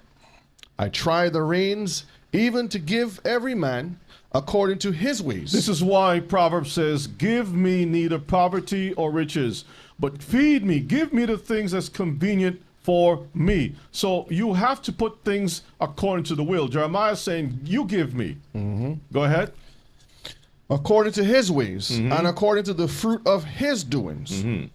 As the partridge sitteth on eggs, and hatcheth them not, so he that getteth riches, and not by right. You're not getting the riches the right way. The way that you have gotten wealth is not the same way Abraham got it. Abraham didn't get up, I'm going to leave my daddy. And, Yah called me, and he did want me to be a prosperous Shemite. So I'm gonna go out there and set up a store, a business. I'm gonna have a caravan business. I'm gonna start renting out camels, called U-Camel. So you can rent a camel, U-Camel, so that you can transport goods back and forth to different places and stuff like that. And I'm gonna build from there. I'm gonna have a date shop with dates. I have sell date cakes and all kinds of stuff. You know what I mean? I'm gonna start selling rugs. He wasn't in a pursuit. The man wanted to be connected to the Most High. That's it. The state of mind, his understanding, his Different reasoning, spirit all altogether. of it was different. All right, let's read on, Brother Shay. Shall leave them in the midst of his days, and at his end shall be a fool. See that at the end of your time, like we saw some of the other fools, right? They didn't get wealthy according to the righteousness of the scriptures. Can you imagine Whitney Houston started in a church? They all start in the church. How did she died? Lonely. Let us move on. Advice from an experienced rich man. Let's see what Job has to say. Job 31, 24 to 25. If you want to hear advice from a rich person, right? Rich dad, poor dad. Here's a rich dad who also was a poor dad and became a rich dad again. Let's read. Job 31, verses 24 to 25. And then 28. It says, if I have made gold my hope, or have said to the fine gold, thou art my confidence, if I rejoice because my wealth was great, and because mine hand had gotten much, verses 28, This also were an iniquity to be punished by the judge, for I should have denied Elohim that is above. See that? If I made gold my hope, I have actually, by default, denied the Most High. That's what he's saying. So you're going out in pursuit of some kind of a mirage called happiness. And in pursuit of all this thing, the Most High is further and further away from you. You can't even see the Most High in your rearview mirror. You can't. Now imagine Israel had the Most High as a fire, or the angel of the Most High encamped round about them, a fire by night, cloud by day. Yeah. And still, their hearts were not right. Oh, boy. Still, they wanted the life of Egypt. They were looking back instead of looking forward.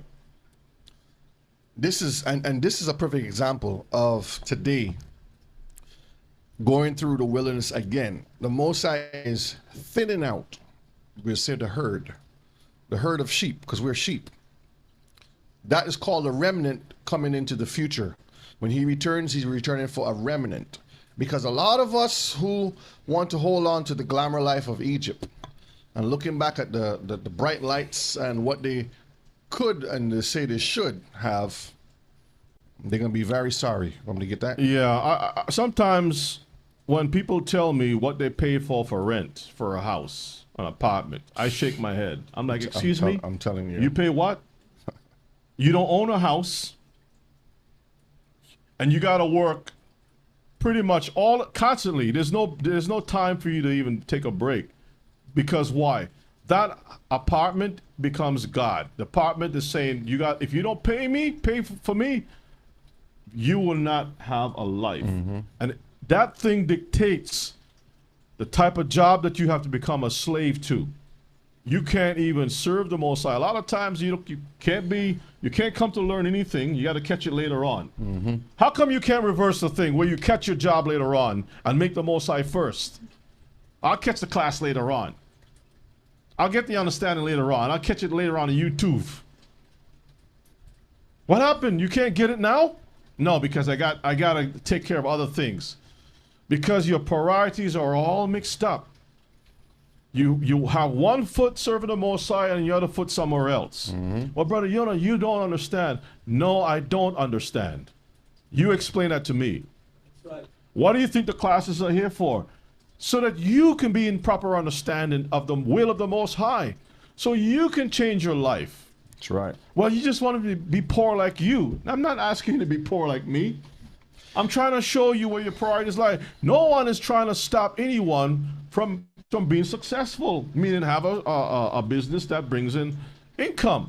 But if Abraham have to say, well, yeah, I know you said to leave my father's house, but I got to take care of all this stuff first, and I got to do this stuff. Yeshua says, if you think like that, you're not worthy of me.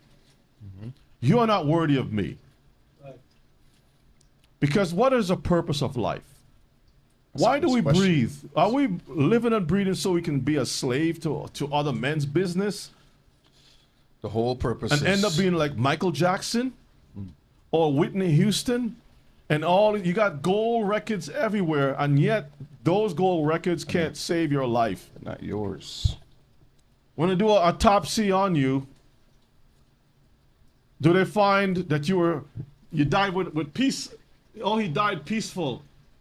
Or you died grabbing onto the side of the bed, grabbing onto, trying to get it. And this is where, Mishpachah, we have to have that understanding, that wisdom. And let me go back up to this slide here a minute. Nobody's trying to tell you to be poor, family. Go ahead. Again, food convenient for me, wealth convenient for me, health convenient for me. Everything is according to the Most High's will. Equity, that's why I said the word equity. Because again, what the Most High has for you is different for me. It's different for the next person. We have to know what our role and responsibility is and stay in our lane. That's as simple as it is. But we want to look outside and see other people's stuff and try to grasp what is not ours. Go ahead, Elder Ima? Okay. Yeah. Mhm. And that's why the scripture says, seek ye first the kingdom of Elohim, That's right. and all these other things will be added unto you. That's right. We're going to cover that too, Elder. Yes, Ima. I will say that the people are saying that was in the Old Testament. Long ago, Abraham was already Okay. old and thing. We are in the New Testament now, Mm-hmm. and that's what they preach. New Testament, because you can get what you need, what you want. Well, even in the New All was Testament, in- all was in as the Ella need and quoted, thing is in the want. we're gonna see all of that same stuff as Ella mentioned. It's there. We're gonna get all of that because it's important. Again, for the record, I'm not saying that people cannot have wealth. That's not what I'm saying. But if wealth is gonna determine your life is gonna fall apart because of wealth, Be the to downfall. get away from it. It's not worth it. Some of you may say, well, it hasn't affected me yet. Is that how you're looking at things? It's like you're driving a car, your foot is on the pedal, you're going 95 miles an hour. I haven't crashed yet, so let me keep pressing the pedal. Mash it harder. If something appears before you, you may not have enough time to control the wheel, to stop. I have 1 more mile to go, Rebbe. I went 100 miles already, going 100 miles an hour. I should be fine for the last mile. That's what they're going to tell you. Let's read Ecclesiastes chapter 5, 19 and 20. Verse 19 and verse 20. Every man also to whom Elohim have given riches and wealth, and have given him power to eat thereof, and to take his portion, and to rejoice in his labor, this is the gift of Elohim. This is the gift of who? Elohim. Because the Most High have given you the riches and the wealth and given him power to eat. So when you have the thing, you can enjoy the food. He's the one giving it to you. Don't go out there, right, under the guise of Yah. You're using his name and going out there and trying to do whatever you want to do. It says, Yah sent me to do it. You're using the Most High name in vain. Okay? What, yeah, did Yah send you? So how come you're so miserable? How come you can't get rest? How come Shabbat is meaningless to you? Why are your children so broken? I want you all to go look at that show with Tracy Ross. It's so important. When I saw that thing, Brother Shane, man, I tell you, it reminds me of so many people that's even within this ministry. Go ahead and read verses 20. For he shall not much remember the days of his life, Uh-huh. because Elohim answereth him in the joy of his heart. Hallelujah. See that? This is what we want. All right, let's move on. So we look at the advice of an experienced rich man. Job 27 verses 8, and then we'll skip down to 18 to 23. Let's get it. For what is the hope of the hypocrite, though he hath gained, when Elohim taketh away his soul? See that? So the Most High took away the soul, but the stuff that you have gained, where does it go to? That's hypocrisy. Somebody else takes it. You're telling me I got to do all of this for what? For what? At the end of the day, you gotta go. You have all kinds of surgeries. You have this. You have that. All the money that you went to school to get. That's the point. Now you got to put that money back into what? Your health. Because they tell you you gotta go through all of this rigmarole, this long journey. You gotta go climb this mountain to get to the top, And when you get to the top, your knees is bad. and then your soul is snatched from you. You didn't get to enjoy nothing. And then people's gonna show up at your wake. They call it a wake. Like, this person is dead. It should be calling it what? Sleep. Asleep, not awake. Go ahead and read verses 18. He buildeth his house as a moth, This is hypocrisy. You build your house as a moth. Go ahead. and as a booth that the keeper maketh. A booth is not something permanent.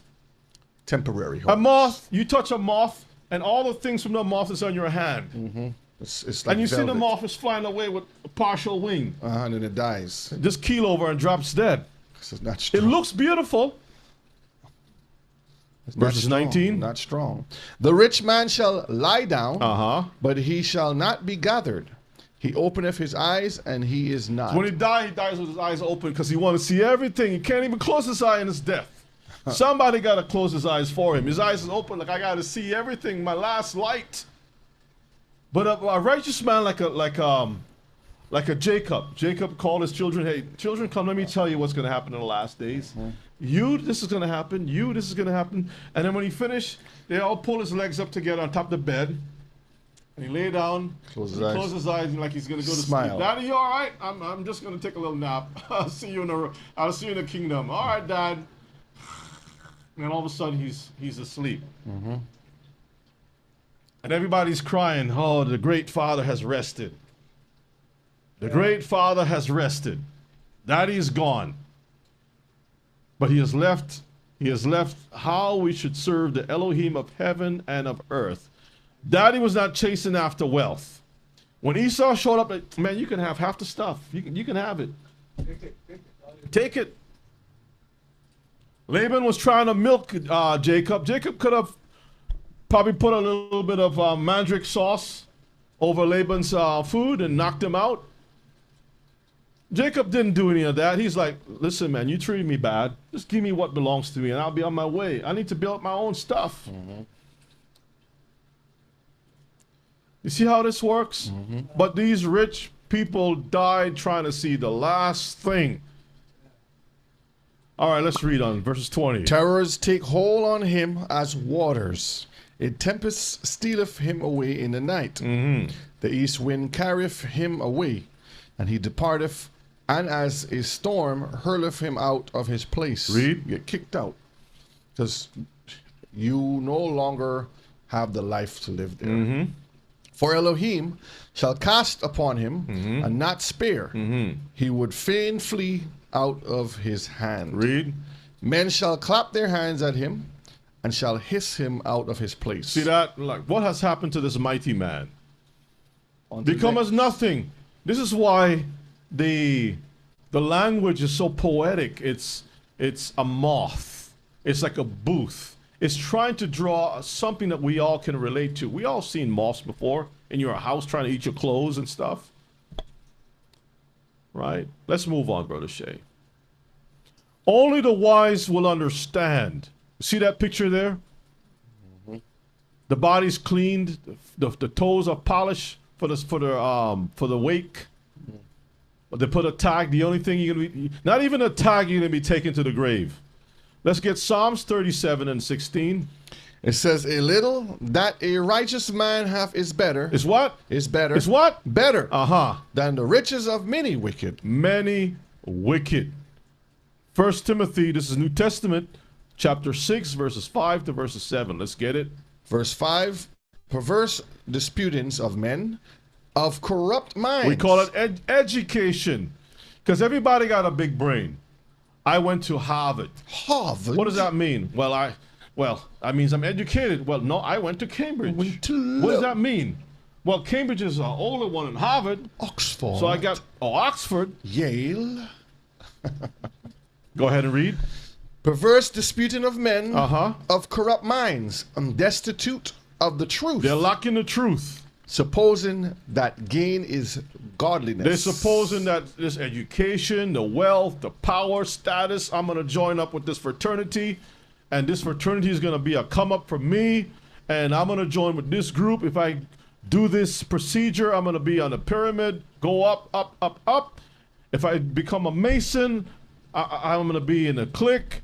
I'll be, what do you call it, like Teflon? Teflon Don. Untouchable. Okay?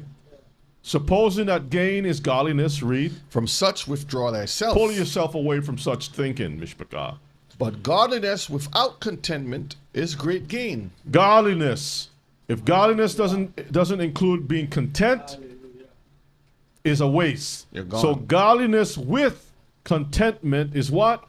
Great gain. A great gain. This is what the Bible is trying to teach us. Go ahead. For we brought nothing into this world. Uh-huh. And it is certain we can carry nothing out. It is certain we're not going to take anything with us. Let's read on. Let's move on, Brother Shay. 1 Timothy chapter 6, verses 9 to verses 10. Let's get it. But they that will be rich fall into temptation. Wait a minute. Those people that will be rich, they what? Fall into temptation and a snare. And a deep ditch. Go ahead. And into many foolish and hurtful lusts. That's where the Great Depression, that's where all the drugs come in, which drown men in destruction and perdition. I worked for a woman for many years. When I started out working for her, it was beautiful, it was wonderful. And then I saw a change. She was the only female vice president of a huge Fortune 500 company.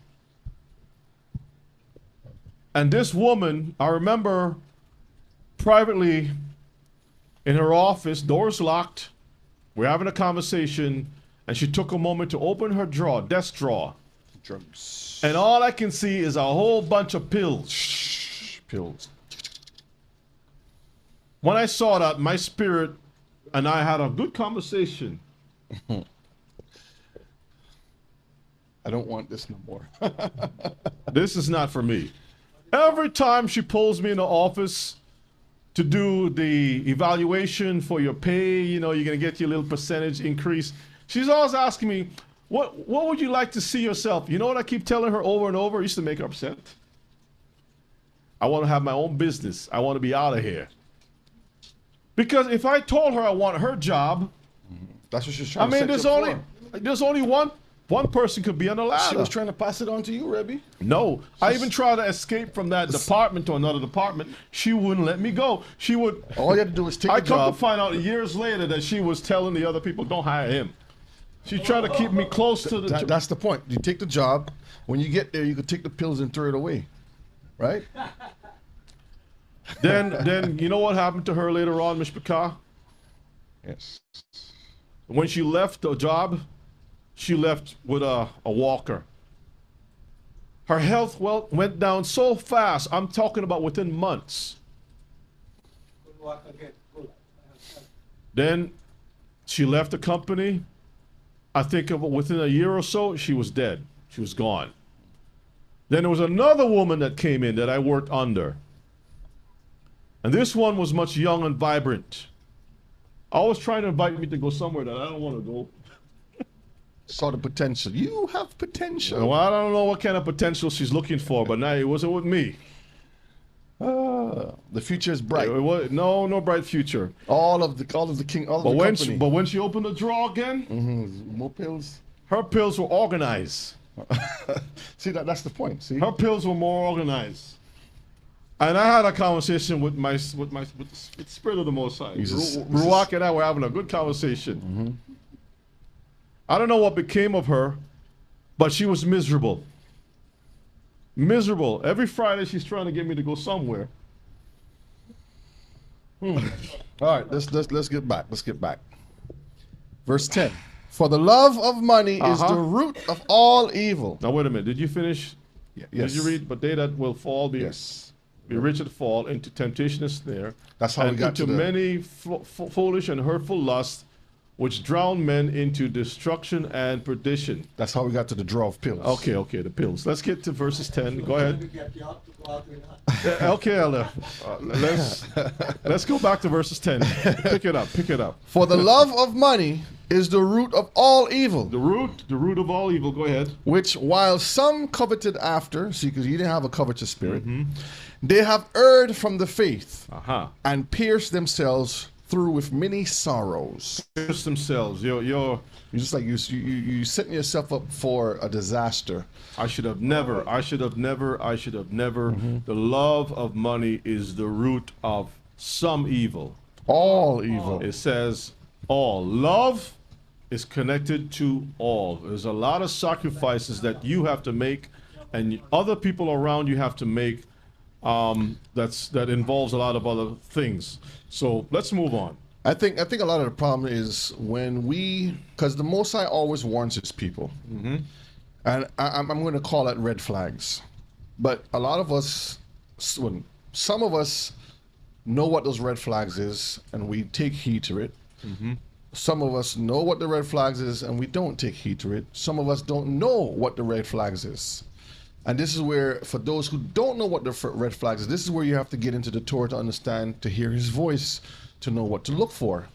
Because right. you can't have no excuses when the time comes to say, well, I didn't know. Brethren, let me tell you something. In all seriousness, right? When I was enticed by my boss to take, to build myself up career-wise, I was always moving backwards. I was satisfied whatever monies I have, I may do with it. Opportunities were there. I stayed in my lane. I saw a lot of ambitious people, and a lot of those ambitious people, they were burnt out. Their families, they were always getting called, "Mommy, so and so happened," and they had to leave office early. Why?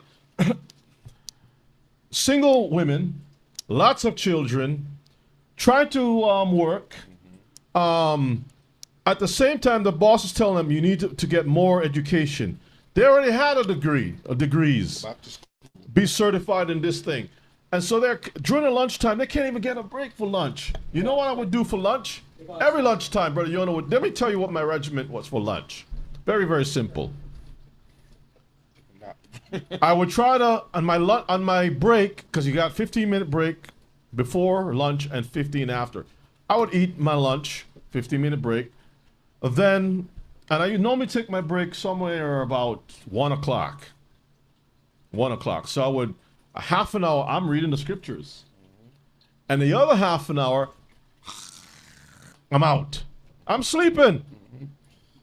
I don't care if it's 20 degrees outside or not. I've just parked my car in the sun, let the sun warm that car up. I'm sleeping. 30 minutes of Torah, of scriptures, and every single, they would always catch me sleeping. Reading and sleeping. That's it. Now, if I didn't have my 15-minute lunch, 15-minute break, and have my lunch that time, I would eat and read the scriptures at the same time, but I always would take my rest. The other people, they're miserable. They're spending their time reading, studying, going through books, trying to get that certificate. I never went for any certificate. Never. That's funny you say that too. Didn't go for any certificate.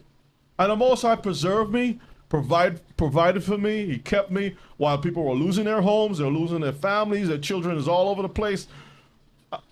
I can give you stories, but I thank the Most High that He kept me.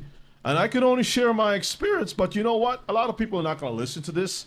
It's going to go through this ear and go through the other ear. Down to the floor. What you saying, Brother Shay? No, I was just saying I can attest to some of that too, because I'm always Speaking to the mic, Brother Shay. Come on now. I'm always there building classes or doing some research. That's it. And my wife always tells me, she says, you need to take time for yourself too. I said, I know, but I enjoy doing this. I'm always doing some research. Like I would just read something and then I gotta look this up, and then I start putting stuff together. It's just that's in the spirit. That's the spirit of the Most High in you. And half the time she'll walk by, my boss will walk by, see me with my lunch. Can I have your lunch? I can. You can. Or leave your lunch. Let's take my car. She has a Jaguar. Here's the keys. Go buy some lunch for me and you. So I'll go get the lunch for you, but I'm good. I got my lunch. Go ahead. And I will go get the lunch, bring it back. Other employees will go gallivant. You know gallivant? You know the word gallivant? How many of y'all know the word gallivant? Gallivant. They go around all over the place, driving with the car, go to the mall or whatever it is. To show off that they have Show off whatever. Half the time, I don't even want to touch a car. She's always trying to give me stuff. Set you up. That was maybe your trial, being tempted. I'll give you all of this. After she saw that I wasn't budging, the relationship became from sweet to bitter. Let's move on to the other slide. Riding the pride cycle. Riding the pride cycle. James chapter 5, verses 1 to 3. James 5, 1 to 3. Go to now, ye rich men, weep and howl. Behave thyself, Brother Eric. Behave thyself. Don't put ideas out there. Behave that. Read. James 5, verses 1 to 3. Go to now, ye Uh-huh. rich men, weep and howl, for your miseries that shall come upon you. Your misery that will come upon you. Go ahead. Your riches are corrupted, and your garments are moth-eaten. Your gold and silver is cankered. So we see the moth again, right? James is talking about the moth. Go ahead. Your gold and silver is cankered. But wait a minute. How does gold and silver become cankered? It's not like iron that rusts. Go ahead and read. And the rust of them shall be a witness against you, and shall eat your flesh as it were fire. Is it really speaking literally about gold rusting? No, it's just it's a figure of speech to say that this is not the real essence of it. All right, let's read on. You have heaped treasures together for the last days. See, that's what it's talking about. At the end time, it shows the fruit. The fruit is worthless. It gives you nothing. There's no value in it. You take a person who has like a person who's a real bum. When I say a bum, I'm not speaking in a bad sense. I'm saying there are people who you can take them to rehab, give them a new suit, bathe them, give them money, trim their hair, and they will go right back into the streets. That's the pigs with the pearls. You take that. You can't take the ghetto out of the person. Well, I'm just saying that there's some people who feel like, I want to be free. I'm not speaking about people who have mental issues. No. There are people who like, I'd rather be on the streets or like living, just being free. I don't want to be committed to anything. Right. I just want to be free. They're smart people. They live a simple life. They work, you know what I mean? But they just want to have a simple life because they understand. And some of these people have already climbed a ladder of success. They've been accountants. They have been at Wall Street. You know what I mean? They have had money. They sold their house. They got rid of everything. I'm tired of all of this stuff. The rat race is nonsense for me. Let's get Matthew 6, verse 31 to 33. Let's pull it up. Pull it up. Okay. Pull it up. Remember the concept of the pride cycle where wealth can lead to self-sufficiency and disregard. So what it is, again, once you start making that money, the Most High becomes second to you. Third, fourth, like all of a sudden, the Most High drifts away from you. Says, therefore, take no thought, saying, what shall we eat? Or what shall we drink? Or whether shall we be clothed? In other words, it's not to say that you can't plan for your future. You can't prepare for the next day. But it's saying to the point where you become paranoid. You're overworking. You're putting everything before the Most High. Your health, you're working so much that you're sick. That you don't have time for your family. You don't have time to even read or pray when you get up in the morning. So it's saying, therefore, take no thought, saying, what shall we eat, or what shall we drink, or wherewithal shall we be clothed? Where am I getting my clothes from, my drink? You spend time thinking about all these things. Go ahead. For after all these things do the Gentiles seek. Stop. This is a huge clue right here. You see, this type of behavior that we're talking about in today's class, that's Gentile stuff. You want to know why? Because remember, you always quote Jubilees, how the Most High gave spirits Jubilees 15:31 to cause these people to go in a different direction. But with Israelites, it's not supposed to be so because Elohim is our provider. That's right. That's the key right there. Once you know that the Creator is your provider, man, you're good. You can be on like Jonah was on the ship sleeping. And everything's sinking. It's like, what's going on? This dude ain't. Don't you hear the thunder? Like, man, I don't hear anything. What are you talking about? That's the key. If somebody's going to say, I'm going to throw you overboard, you're going to be panicking. No, don't throw me. Throw that person overboard. Jonah's like, throw me overboard. Why? And that's something that's something I learned from a young age, coming up, just having that understanding of when I'm reading. I was always hungry to read. And the understanding came to me to say, if it's the Most High's will, when I find myself in predicaments, I always say, I didn't put myself there.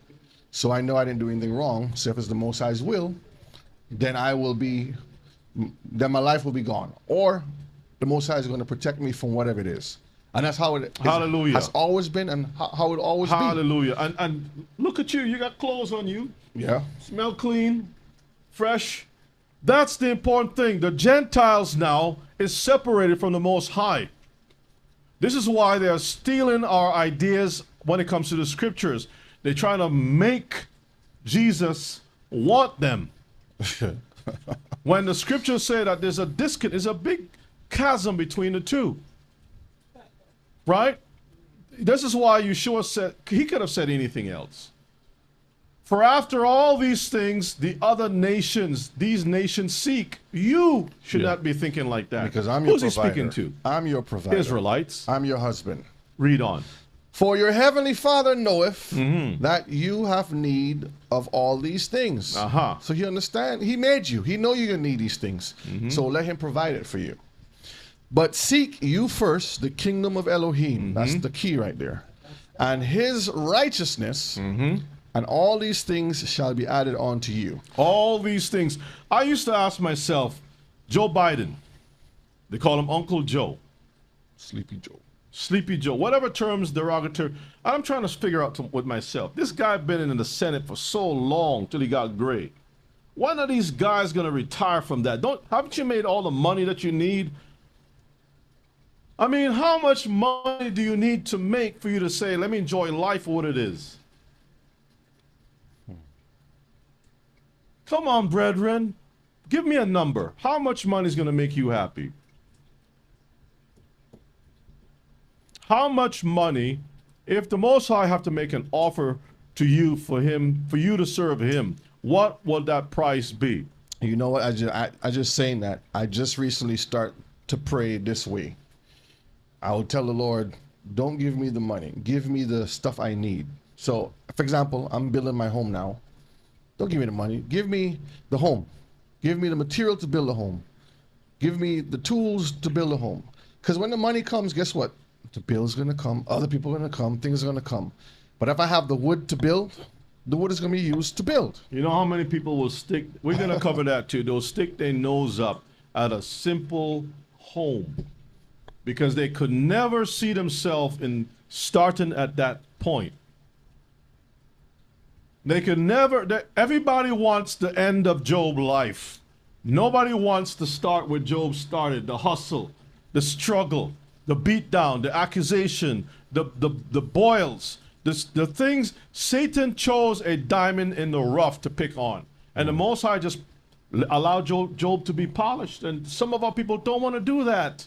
They don't want to go there. Says, I know Job. I know Abraham. Because it's an embarrassment. You finished reading? Yes, but I wanted to highlight the term righteousness. Because a lot of us will say, yes, I'm seeking the kingdom of Elohim, but we're not seeking it in righteousness. That's right. keeping the Torah. That's right. That's not to your own standard. The standard is already set. Just obey. That's it. I want to read this part again. The concept of the pride cycle where wealth can lead. So wealth is like a person, like a Judas goat, leading you to self-sufficiency. When you get a certain amount of money, you don't feel like you have to depend on anyone anymore, right? Therefore, like the Most High was your provider, now I'm the provider. Yeah. I don't need to come, Master, I'm hungry. Can you please, give me something to eat, or whatever it is. You don't have to bend the knee anymore. Make you chart your own way, your own path. And all of a sudden, you start to disregard the Most High. He becomes less and less important. And when you do that, you start to serve Mammon. Mr. Cal, we're going to always serve somebody. Are we going to serve the Most High, or are we going to serve Mammon? Let's move on. That's what it is there. Let us move on. Riches of the world connected to exploit? That is a question. James 5, verses 5 to 6. Because what you don't understand is that once you start to get into that money, there are attachments to this thing that is also connecting to exploiting somebody else. Yes. James 5, verses 5 to 6. You have lived in pleasure on the earth and been wanton. You have nourished your hearts as in a day of slaughter. You have condemned and killed the just, and he doeth not resist you. Even the poor people don't resist you. And yet you abuse or exploit the poor person. This is James writing a sermon or letter to the rich that with your wealth you could have done some good things, but instead you exploit people. Like in the movie Trading Places. Yeah, Trading Places. Because you look a certain type of way, the police want to handle you a certain type of way. When you dress, you know, like a wealthy person, the police will actually open the door for you. Sir, are you okay? The same guy who just ran over somebody with his Bentley, the police will not arrest him. The police will give him leeway. But the person who is in a park on a park bench feeding the birds his little meal, his crumbs, and breaking off a half a croissant to feed another poor person like himself. Yeah. Just like in the slide I showed The police will last come night. and handle you like, get out of here. Move away from the store. Like in the slide I showed last night, the gentleman was poisoning people, and then he became the head over that organization, the founder of that. Whereas one of our people cough or sneeze on someone, oh, you wear your mask. That's wickedness. All right, let's read. Jeremiah 22, verse 13, And- downwards, says, Woe unto him that buildeth his house by unrighteousness, and his chambers by wrong, that useth his neighbor's service without wages, and giveth him not for his work. Not giving him for his work. So you know that you need to pay this guy $5,000. But instead you give him $50. $50.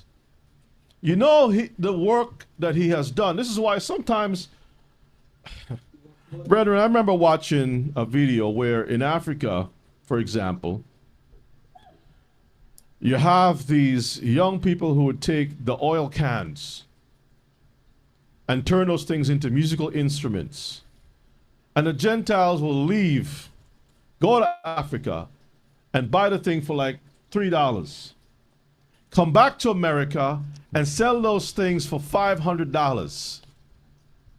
And I'm thinking, you see the guy over there with holes in his shoes, the youth trying to make something out of themselves by taking the garbage and turning that into musical instruments that sound really good and have a unique sound to it. And all the Gentile have to do is take the instruments, package it up really nice. Exploit. You have artisans in Africa that would take, I saw one guy took a tree root and he carved that thing to look like a Jurassic Park dinosaur.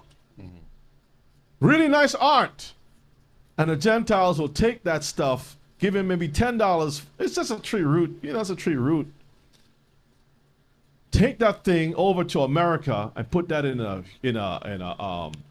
museum, an art gallery for $100,000.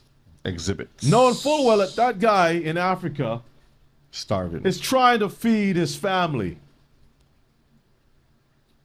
And you would at least say, you know what, I'll give you 10 grand for this thing. Something a little bit more reasonable.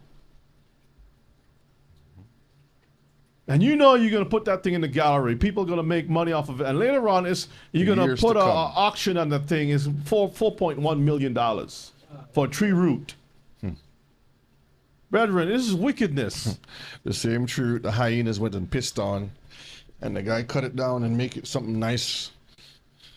Now it's an exhibit. Let's read verses 14. That saith, I will build me a wide house and a large chambers, and cutteth him out windows, and it is sealed with cedar, and painted with vermilion. Vermilion. You paint the house in red. Beautiful, nice house. Bright colors. Let's get this article here, just a little bit. We're not going to spend a lot of time on this because we want to try to pick up some speed here. Link. So this article kind of like highlights some of the exploits that is out there by these billionaires, right? You got tech billionaires buying up land, right? And exploiting, moving the people off their land, buying up stuff. You can go down. We're not going to read the article. We're just going to scan through some things. Keep going down. Right here. Highlight this part. Stern worries about rising housing prices and speculation among locals about what exactly is going on. So when a rich person comes in, you're paying $1 a year for property taxes. Somebody moves in next door to you All of a sudden, it's $100 a and year. buys up the thing and jack the thing up just because that person is a billionaire. Now that $1 a year is $5,000 a year.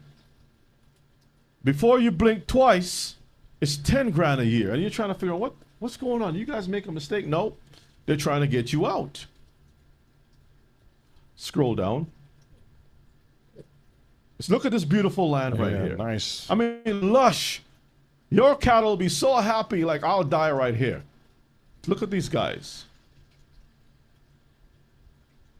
Billions of dollars just buying up stuff and exploiting the residents. People can't even, the Hawaiians, the natives can't even afford to live in their own country. And they It's buy the crazy. area, then they block off the beach and say, this beach now is our beach. Scroll down some more. We're going to move on. We're not going to spend time on that. Let's see. Yeah. All right. Just close it out. Just close it out. And y'all can, there are lots of articles. We can all circle back some other time and cover that. But goes to show you how the wealthy exploit the poor. If salvation was a thing that money could buy, the rich would live and the poor would die. Ecclesiasticus 13 and verses 14. Love Yahuwah all thy life, Uh-huh. and call upon him for your salvation. Should we call upon the rich for salvation? Hell no. Like trading places, like Nope, the rich nope. show up and then now, if I can grab the hem of a rich man's garment, I might enter the kingdom of heaven. Nope. Is that what it's talking about? Call upon him, the rich person. Nope. That's going to save you. The only one- If I can only get into this school, Mama, can you get me into that school? If I get into that school, I'm going to get rich and I'm going to help you, Mama. And as soon, I know a lot of people who have, they went to private school. And as soon as they come out of that school, I don't believe in God anymore. It's like, well, wait a minute. You was going to Baptist church every single Sunday. What do you mean you don't believe in God anymore? I don't believe in God anymore. What happened?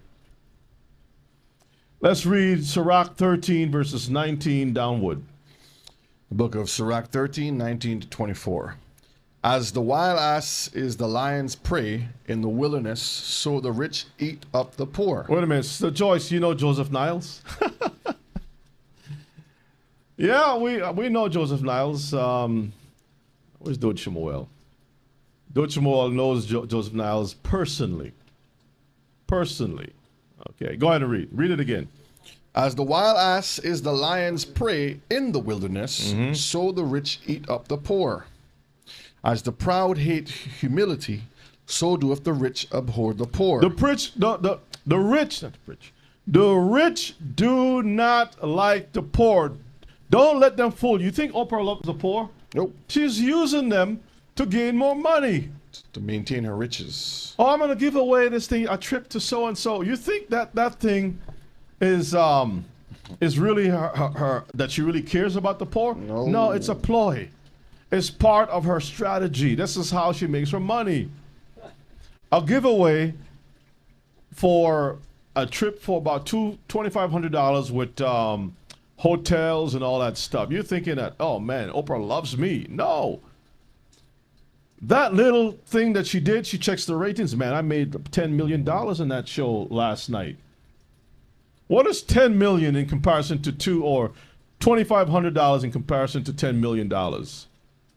Her ratings just went up.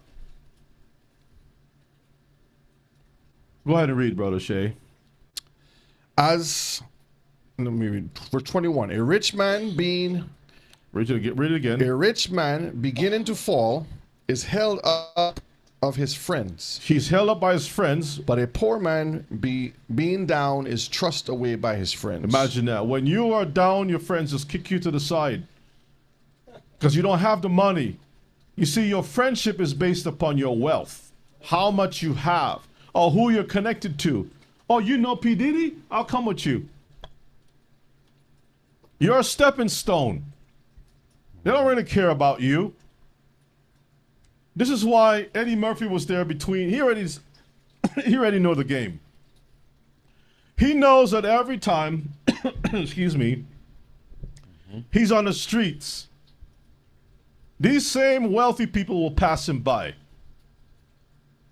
But the wealthy people play games with the poor, making deals on the poor.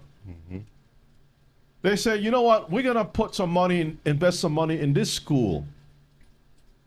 You think the Trading Places is just a movie? No. When these rich people say that we are going to pour some money into an orphanage, it is part of a deal behind the scenes. To take over that whole thing. They're gambling with the lives of the poor. When they're talking about, I'm going to name this school after such and such, you're thinking that that they care about the poor. When they name a street, you think that they really care about the poor. Let's move on, Brother Shay. Sirach 13, verses 19-24. Let's read 22 to 24. Let's read. When a rich man is fallen, he hath many helpers. He speaketh things not to be spoken, and yet men justify him. So, like Trump run his mouth talking about grabbing the underwears of women, snatching things and touching things. Just the other day, he's in the news talking about the Speaker of the White House. He liked to see the way her lips move and all kinds of stuff. It's in the news, today's news.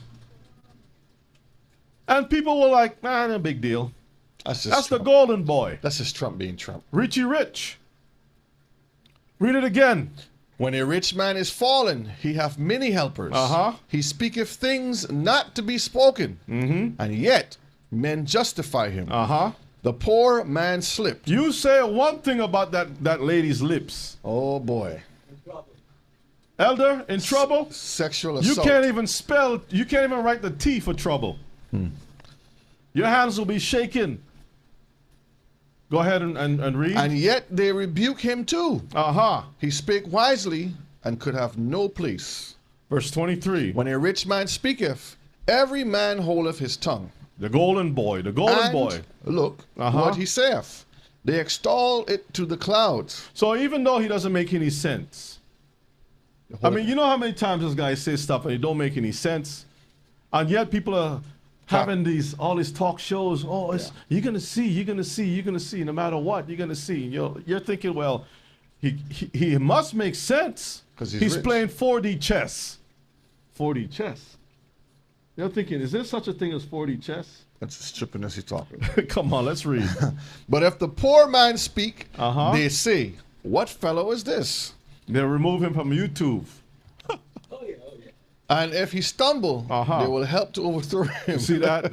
We stumble. Brother, you don't know what you're talking about. Mr. So Shark, all of a sudden, I don't know that. what I'm talking about. Oh, you said something that you messed up. But Trump just put a tweet out. A bunch of nonsense, and he has 1 million views. You're trying to teach Torah all day, and you can't even get 16 views. Too boring, Rebbe. What's going on here? Too much law. Everybody fall asleep. I guess I gotta put on a purple robe and some boots. Boy, even that. Talking about a UFO. Riches are good unto him. Maybe I should start talking about UFOs. What do you think? No. Riches are good unto him. And dry baptism. That have no sin. Dry baptism. And poverty is evil in the mouth of the ungodly. Come on, Brother Shay. Come on. Huh? I should get a horse. Yeah, that's a good idea, sis. Where you gonna put this horse? I don't know. So we'll find some Gentiles to pull me in and pass over. And I'm struggling with the horse. Like, the horse is doing this.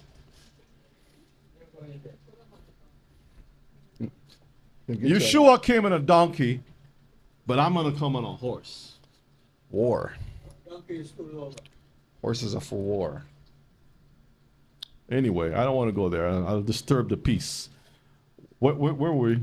Verse 24. Read 24 again. I lost my train of thought. I was trying to bring you back. I know. Riches are good unto him that have no sin, Read. and poverty is evil in the mouth of the ungodly.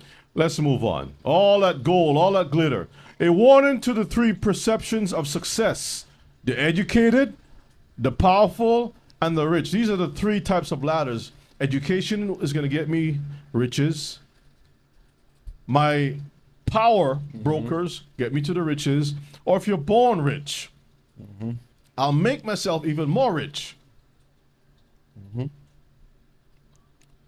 Maybe I need to speak in tongues and tie my bow tie. Jeremiah 9 and 23. Let's get it. Thus saith Yahuwah, Uh-huh. let not the wise man glory in his wisdom. Don't let the wise person, the educated one, glory in his education. Go ahead. Neither let the mighty man glory in his might. Uh-huh. Let not the rich man glory in his riches. Y'all see that? We have to give the Most High his praises, his honor, his glory. Everything is from Yahuwah. If the earth is Yahuwah and everything there, the cattle on 1,000 hills belong to him. Don't tell me that your education is more valued than the Most High's words. That tells us that many, many tekel will fasten. Go ahead. Let's move on. Stamarvis is saying, okay, so are you telling me, sis, that I need to get a purple and gold outfit? Brother Shay.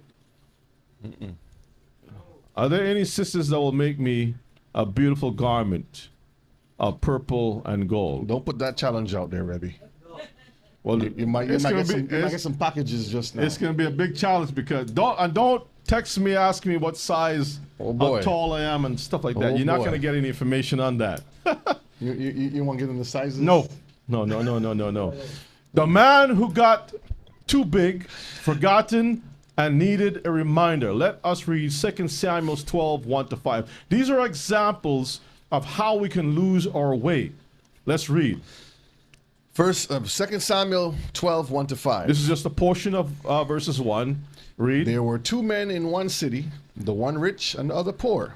Verses The 2. rich man had exceeding many flocks and herds, but the poor man had nothing, See the difference? Go ahead. save one little ewe lamb, which he had brought and nourished up, and it grew up together with him, and with his children it did eat of his own meat, and drank of his own cup, and lay in his bosom, and was unto him as a daughter.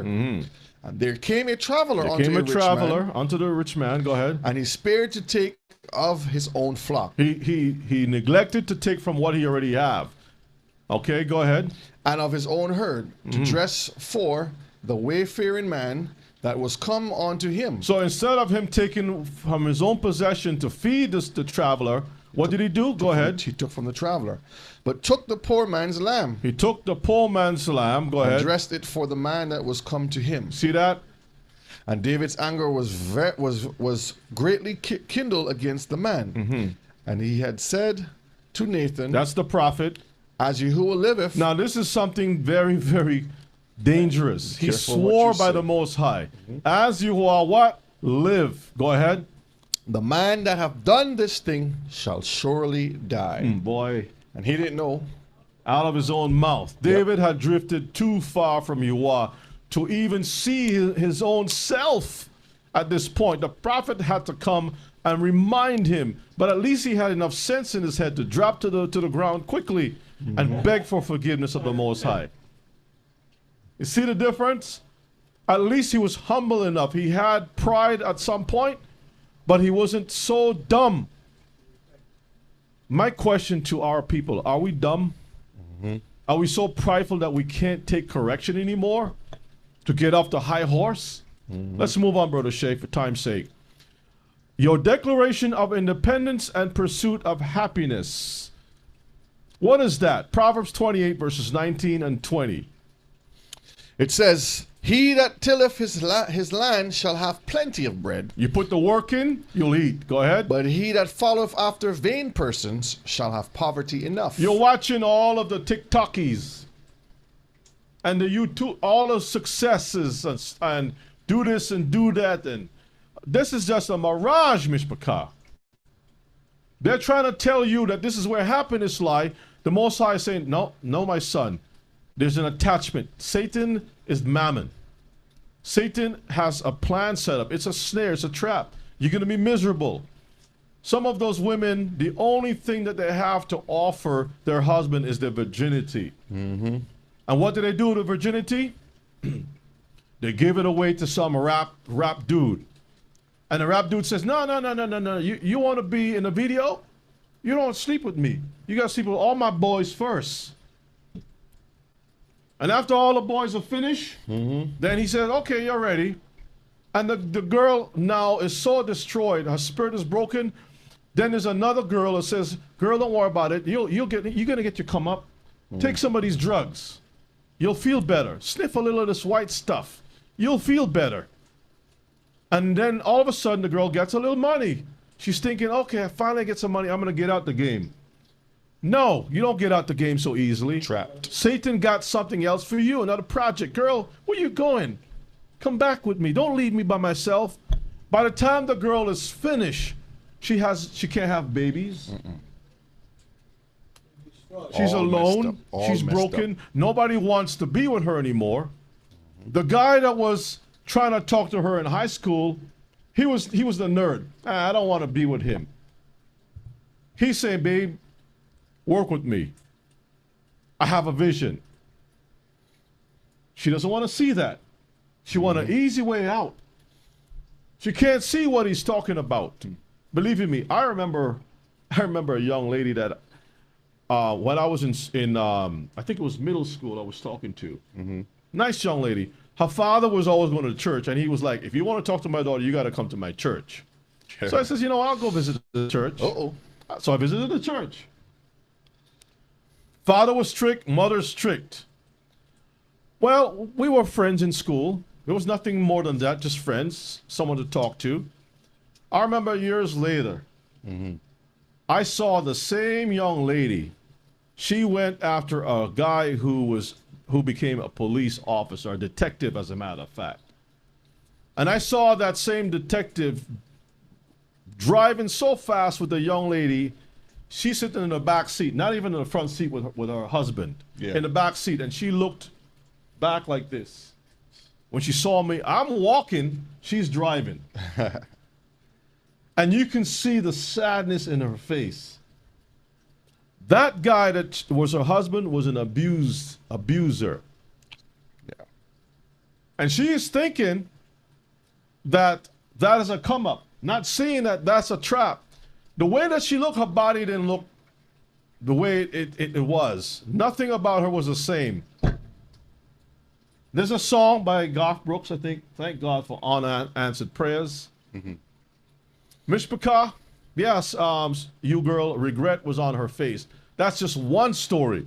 There's a lot of stories like that. Anyway, so there's a Declaration of Independence that talks about all men are equal, right? You have the right for life, liberty, and the pursuit of happiness. And some people believe that if I go and grab this dude over here, I'm going to be happy.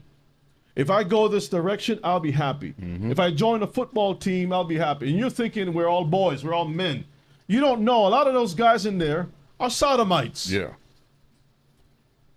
There's a news piece about a football player talking about kissing dudes up in there. Yeah, there's a lot of them do that nastiness. They're like tough guys. You're thinking, these are all men. Brethren, you have no idea. Some of you even have an idea, but you don't care. You must get the bag. Well, let's read verse 20. A faithful man shall abound with blessings, but he that maketh haste to be rich shall not be innocent. And we just covered that. There's no innocency in this thing here. Let's move on. Good, just good to look at. Are we having goods or riches just so we can look at it? A whole bunch of money piled up there in the corner. You can't eat all the bread. You can't use all the gold. I mean, at some point in time, you're gonna take the gold, the money, and start wiping you behind with it. I need a gold toilet seat. I need a gold. First, you're gonna get the gold toilet seat.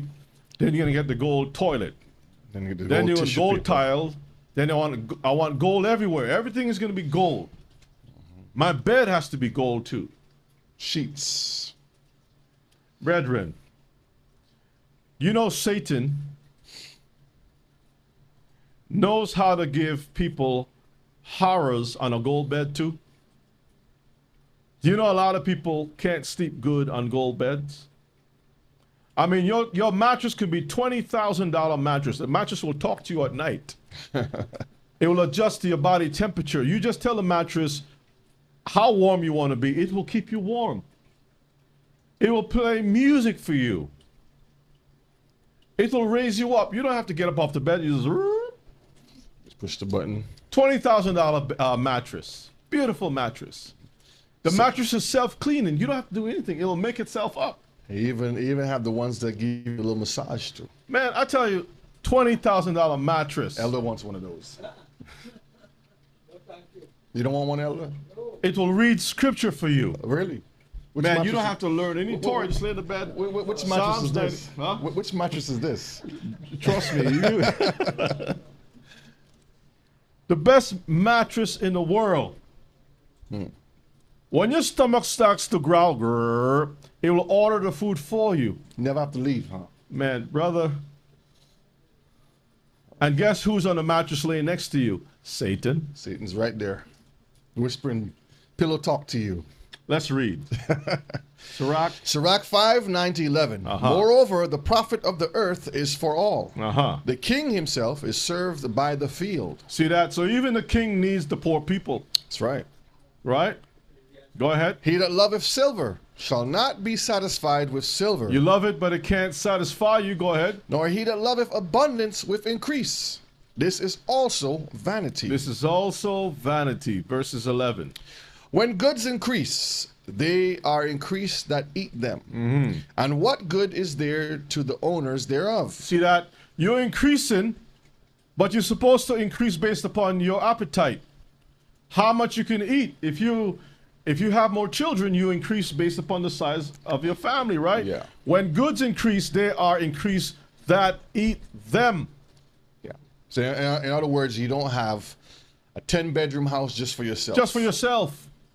10 bedrooms supposed to have 10 bedrooms for your family. Or you go to the grocery store and you buy a whole two or four carts full, and it's just you alone. I mean, that don't make sense. That don't make any sense. You're going on a trip and you have like 10 sneakers and you're only there for one day.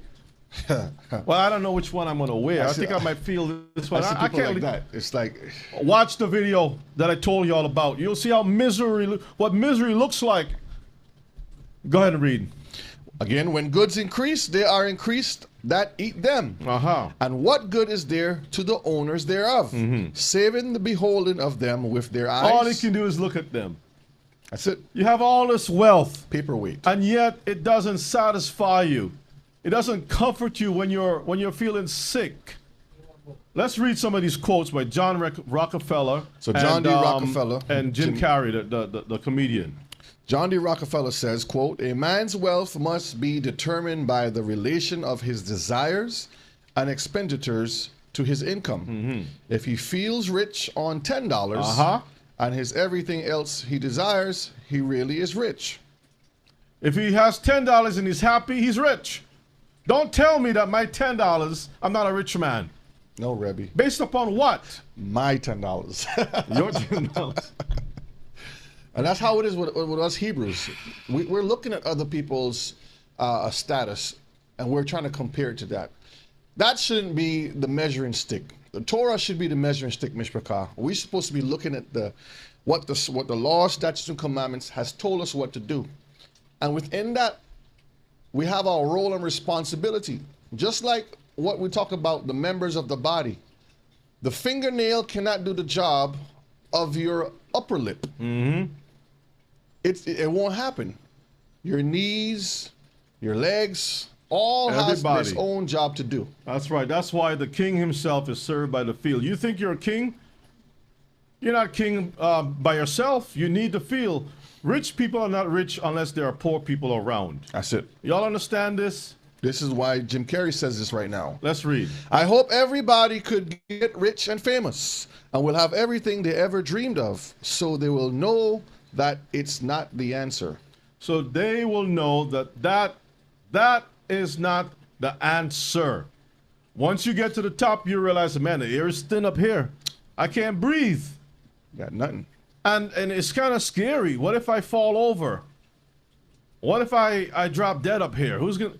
I mean, it's not where I want to be. You know what? Let me come down to amongst the poor people. Let's move on. Can't sleep? Need meds? Sirach 5, verses 12 to 14. Sirach 5, 12 to 14 reads, the sleep of a laboring man is sweet. See that when you work hard, I'm too tired, let's go to sleep. Huh? Too tired. Don't you sleep good when you're tired That's from doing good work? That's the best sleep. All right, brother Yehuda should know that, right? Uh-oh. Brother Yehuda, where are you? The best sleep is Go when ahead. you're tired. Verses 12. The sleep of a laboring man is sweet, whether he eat little or much. But the abundance of the rich will not suffer him to sleep. Even if he eats little or much, he is not going to rest. Why? He's the worrying. the money's keeping him up at night. It's heavy. He's worrying. He don't want no one to take what he have. So he has the top of the line security system. He has bodyguards outside, watchdogs outside. Then he has another security company watching his bank account. That's right. Then the list is long, but he still can't sleep. All kind of passwords, man. He got the iris scan, the hand scan, every type of security system, and he's still miserable. Let's read on 13. There is a sore evil which I have seen under the sun. Read. Namely, riches kept for the owners thereof to their hurt. You see that? This is evil. So you're keeping riches, but the riches are killing you. It's radioactive. It's killing you. I can't let it go. I can't let it go. Brother, you just said he's here. Brother Yehuda, I see you. I see you, brother. Verse 14, but those riches perish by evil travail. And he begotteth a son, and there is nothing in his hand. Imagine that. Can't pass anything on. So now you got to go on meds. Let's move on. Think on these words, brothers and sisters. Ecclesiastes 6, verses 1 to 2. There is an evil which I have seen under the sun, and it is common among men. It's common. People should know about this. Go ahead. A man to whom Elohim have given riches, Hallelujah. wealth, and honor, so that he wanteth nothing for his soul. Of all that he desireth, yet Elohim giveth him not power to eat thereof. Imagine that. You got all the stuff and you can't even enjoy it. Go ahead. But a stranger eateth it. This is vanity, and it is an evil disease. That's very sad. Can you imagine? Can you imagine, brethren, that you got so much money, but somebody got to feed you through a straw or some tube? Come on, Mishpachah. Let's read on. Ecclesiastes 29 and verses 11. Lay up thy treasure according to the commandments of the Most High. Ecclesiastes, not Sirach. Ecclesiastes. No, you probably meant Sirach. Maybe Sirach. I'm sorry, maybe I made a mistake All right, there. so Sirach 29:11. That's what I was saying. Lay up thy treasure according to the commandments of the Most High, and it shall bring you more profit than gold. Hallelujah. Lay up your treasure according to the Most High's word, and it shall bring you more profit than gold. And again, isn't that what we want? Yep. And every time we see the word shall, that means it's guaranteed, Mishpachah. Thank you for the correction, Ima. Sirach 29 and 11. Let's move on. Sirach 11 and verses 1. Wisdom maketh the man, not the wealth. Wisdom makes you the person, not the money making you.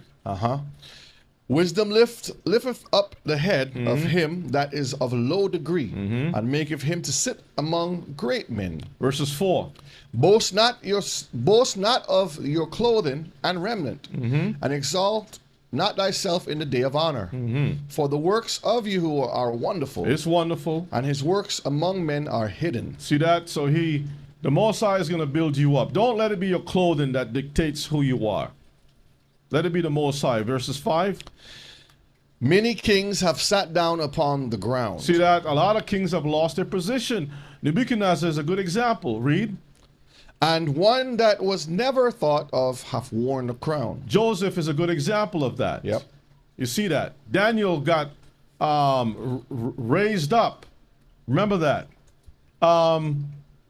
Esther. Okay. Mordecai, all of them. Queen, what's her name again? Vashti was kicked out. Yeah, Joseph. Let's get verse 6. Many mighty men have been greatly disgraced. Y'all see that? And the honorable delivered into other men's hands. Saul is another disgrace. Look how he died. Commit suicide. Y'all see that? Yeah. All right. Let's move on. The struggle is real, but integrity must be in it. Sirach 11, we're going to read 11 to 14. We're almost done, family. Sirach 11 to 14. There is one that laboreth and taketh pains and maketh haste, and is so much the more behind. Again, there is another that is slow and have need of help, wanting ability and full of poverty. So you have the struggle. You got people struggling to make ends meet. Read on. Yet the eye of Yahuwah looked upon him for good. Wait a minute. You see, that's the part that is messing a lot of people up. You got people who are working hard, trying to catch a break. Can't get to break. Working very hard, making haste, right? They're still behind, trying to pay their bills, everything else. Again, there's another one that is slow. They're not fast like everybody else. You know, I'm going to take my time trying to get things done. He needs the help. They needs people, like, they need to be skilled. They don't have all the skills or access to things to get them where they need to be. But guess what? And they have poverty. Yeah. They don't have the best car.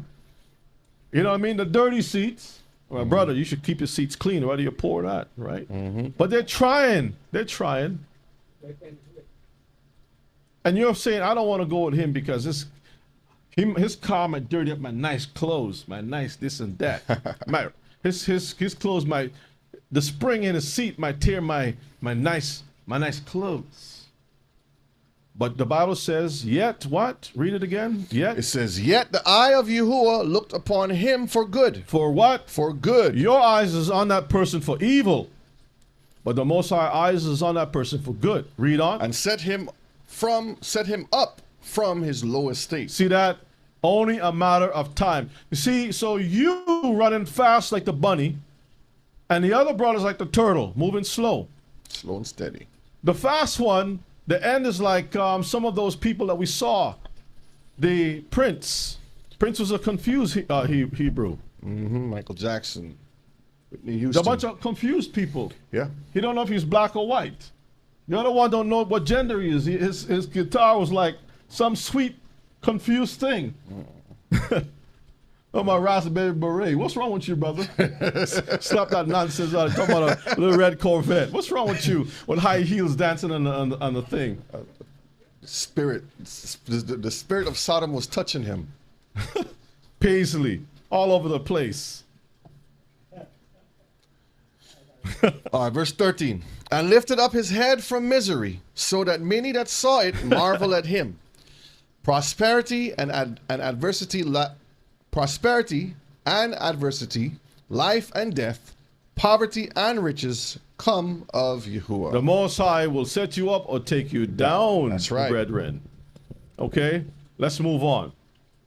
Life is not excess. It's very simple. Simple. Not how much I have. You know, I got 5 bank account. I have 10 black MX cards. 10 of them. They couldn't put everything on one thing, so they just send me 10. The money's that big, huh? No limit. I can go any place, do anything I want. I got money coming in. Every time I got these royalty checks coming through, I got all kinds of stuff going on. I got appointments. I'm busy, this, blah, blah, blah. And you're thinking, oh, I want to be like you. Oh, sir. Yeah, you want to be like that person? Okay, all right. Satan got your number. Don't worry. Somebody's going to knock at your door. Come on Let's in. get 1 Timothy 6 verses 8, and then we'll skip down to Ecclesiasticus. I forgot which one it is, either 14 or 11 verses 21. I'm sorry. That was one of the texts I should have gotten together. But anyway, y'all look it up, and y'all tell me what it is. 1 Timothy 6 and verses 8. All right. So 1 Timothy 6 and 8 says, and having food and remnant, let us be therewith content. Once you have your food and your clothes, be satisfied with what you have. You found it? I'm finding it right now. Be satisfied. You girl says with his Peter Pan getaway boots. Yeah, sis. I'm telling you, man. You watch a lot of growing up as a young man or a young lady, and you watch all of these people. It gives you the impression that that's what you need to pursue. The pursuit of happiness is in that type of pursuit. All right, that's Sirach 29. All right, so that's Sirach 29 verses 21 to 23. Thank you, Brother Shay. All right, Sirach 29 verse 21 to 23 reads, the chief thing for life is water. This is a very important thing for life. Is what? Water. Uh-huh. And bread. And clothing. And a house to cover shame. The house is there to cover your shame. The house is not there to make you look good. Let me repeat it again one more time. They missed that. Say it for me. Because if they miss it from me, they'll get it from you. The house is there to cover shame. It's not there for you to look good. Why you want to pick that house? Well, that house is going to be paid off for. I got 20 grand. I'm going to buy this house, and I'm going to put my little time in, make this thing. Fixer-upper. Yeah. No, I don't want that. How come I can't live over there? Over there is what are you talking about over there? I want to live on that boulevard over there. Over there. In the gated community. If you're from Missouri, over there. Is this how to do it? Say it. Over there. There. Better. And then the wife, Churchy Auntie says you got to keep her. Can't get rid of her. And she's like not a thick. She was a thick, but she's a tick, and you're behind. A tick in her behind. A thick tick in your behind, telling you that you got to do this. And so you're saying, well, boo, you know I love you. Well, if you love me, you got to keep my commandments. Boo is saying you got to keep her commandments. What does that mean? You got to go out there and hustle. Hustle. You got to keep the weave going. You got to work hard. You can't catch a break. And you got to make sure to prove that you can afford her to get that house that she wants over that boulevard, that brownstone house. And you're thinking, well, shoot, that's suicide. You're talking about my life being shortened. Your life is being short. Can you imagine driving a vehicle who's revved up, the RPM? Kiefer sent something he wanted to play for. Yeah, okay, we'll play it. The RPM is always running high. Woo! Like you could never, like, can I get back down to a little whack and like, woo, and move at a good pace, like, woo, and you got to do about 10 oil changes in less than 6 months. That means you're seeing the doctor all the time. She's burning you out. She's already preparing herself for a second husband. She's just using you to get that house. She don't care about you. Babe, I want to rest. I'm tired. No. If you love me, keep my commandments. For my commandments is not what? Grievous. You love me, right? Yeah, I love you. Well, why you feeling bad about the come up, the hustle? Struggle is real. Brother Shay, go ahead and read. Let's finish this. Verse 22. Better is the life of a poor man in a mean cottage than delicate fare in another man's house. And you're thinking, your mind is only thinking you're sharing a house with you're in somebody else's house. There's another meaning. The bank owns the house. Another man's house means the bank owns it. Paying mortgages and rent. You don't own nothing. You stop. You're like a gerbil and a hamster in that wheel. You stop your little legs running for one time. Shoot, let me just grab me a little sip of water here. If you take a sip, make sure that thing is still spinning as you sip. You better keep that wheel spinning. You're sipping and the wheel is spinning. You gotta, for the wheel to spin, Brother Shay, you got to push in a little extra hard, jump off that thing quick, take your sip, and you got to run Time to it match back. the speed Time it. to catch back on that thing Like you're playing quickly. Double Dutch. Otherwise, you fall off. You're trying to get in the area. So that you can pay those bills, so you can have that. 30 years later, you're still paying that thing. You're on the same. you just look slower and fatter All of a sudden, on the hamster wheel. she's a bigger girl. She has more requirements. No. When I said I do based upon your capacity, woman. You fit this type of shoe. Now you're wearing double D. Double D, no man. You Double went Z- from an A to a double Z- D. Double Z. Double Z.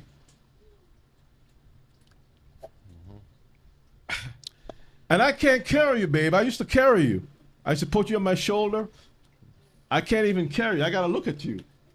And you want, and In now, your mind, you're carrying her in your oh mind my still. goodness. Anyway, brother, let's read on. Verse 23. Read 23 quickly. Be it little or much, hold thee contented, Be content. that thou hear not the reproach of your house. So when you say this is bone of my bone and flesh of my flesh, you better make sure it's really bone of your bone. She got to have the same ideas as you. So if she can't see what you're looking for, what you're looking at, what you need, what you can afford, that is not bone of your bone or flesh of your flesh. What you got, Brother Shay? All right, let me pull up this video. Okay, so fair use, and this is Kifa sent this. Yeah, Kiefer sent us something to check out. So Okay, let's see 1 what it minute, is. so it's a quick one. Go ahead. All right. It is my belief and my awareness that there is a depopulation agenda between now and the year 2050. If you were going to make a massive amount of people around the entire globe sick, if you were going to do that, and at the same time you were going to lock them down, what do they have control of going into your home while you're locked down in water? Water. You can actually see for our water treatment that we drink and we shower in their proprietary blends, they include a protein called E-carotene. That is a snake venom component that elicits blood clotting. You need to go look for venom. They are poisoning us. You need to look at the water. There is no part of me that even questions whether or not they're poisoning us in water. If you want to make sure your family's going to stay healthy, you got to make sure the air you breathe, the water you drink, and the food you eat is clean. All right. That's interesting. That's interesting. All right, let's move on, Brother Shay. Where are we? The day of trading places will come. Let's get Psalms 52, verses 1 to 9. We're almost finished. And then Psalms 39, verses 1 to 7. Hallelujah. Psalms 52, 1 to 9. All right, the book of Psalms 52, 1 to 9. And it reads, a psalm of David. I'm Just jumping read, down. why It boasteth- says, why boastest thou thyself in mischief, O mighty man? The goodness of Elohim endureth continually. The tongue deviseth mischiefs like a sharp razor working deceitfully. That's against the rich. Go ahead. Thou lovest evil more than good, and lying rather than to speak righteousness. Selah. Thou lovest all devouring words. Read. O thou deceitful tongue. Elohim shall likewise destroy you forever. He shall take you away and pluck you out of your dwelling place, and root you out of the land of the living. Selah. The righteous shall also see and fear and shall laugh at him. Read. Verse 7. Lo, this is the man that made not Elohim his strength, but trusted in the abundance of his riches, and strengthened himself in his wickedness. Remember the pride cycle? This is what this is referring to. When you get on that cycle and you start riding off, you ride away from the Most High. Verses 8. But I am like a green olive tree Hallelujah. in the house of Elohim. Hallelujah. I trust in the mercy of Elohim forever and ever. Ever, ever, ever. Verses 9. I will praise you forever, because you hast done it, The Most High has done it. Go ahead. and I will wait on your name. We will wait. This is why he says, in the kingdom to come, you'll have riches. You'll have this and you'll have that. But remember, riches is based on having poor around. Kings are based upon having subjects. So don't tell me we're going to go to heaven, but there's no subjects to serve us. What foolishness is that in churchianity? Read on. I will wait on your name, Uh-huh. for it is good before your saints. It's before your saints. Let's get Psalms 39, verses 1 to 7. So we have this nonsense embedded in our minds that we want to emulate something that's going to be destroyed. The Gentiles, we want to be like the Gentiles that's going to be destroyed. This is their time. Let them enjoy their time. That's right. Stop trying to take their stuff from them. Because this is the problem. You want to enjoy their stuff with them, then if that be the case, then you need to allow them to enjoy your stuff in the kingdom. You can't have it both ways. All right, let's read Psalms 39, 1 to 7. This I is, said, I will take heed uh-huh. to my ways, that I sin not with my tongue. I will keep my mouth with a bridle while the wicked is before me. Read. I was dumb with silence. I held my peace, even from good, and my sorrow was stirred. My heart was hot within me. While I was musing, the fire burned. Then spake I with my tongue. Yahuwah, make me to know mine end, and the measure of my days, what it is, that I may know how frail I am. Read. Behold, thou hast made my days as a handbreadth, and mine age is as nothing before you. Verily, every man at his best state is altogether vanity. Even when we are all pumped up, we have the muscles and all the beauty, the youthfulness. The Bible says we're nothing. The prime of your life, you're still nothing. Surely, every man walketh in a vain shoe. We look a certain way, but it's all vanity. Go ahead. Surely they are disquieted in vain. He heapeth up riches, and knoweth not who shall gather them. Imagine that. And now, Yahuwah, what wait I for? My hope is in you. Hallelujah. So we're going to Hallelujah. end here, family. As you can see, the trading places, the rich man, his ideology, the propaganda that he has pushed for years, making you think that you can become like him if you do X, Y, and Z. He's not telling you that there's an attachment of Satan, right? But in the end, Mishpachah, there will be a proper trading of places. As the Bible says in Matthew 19 and 23, a rich man shall hardly enter into the kingdom of heaven. People like Abraham, who made Elohim his trust, not the bank. Elohim is our trust. He will be there in the kingdom.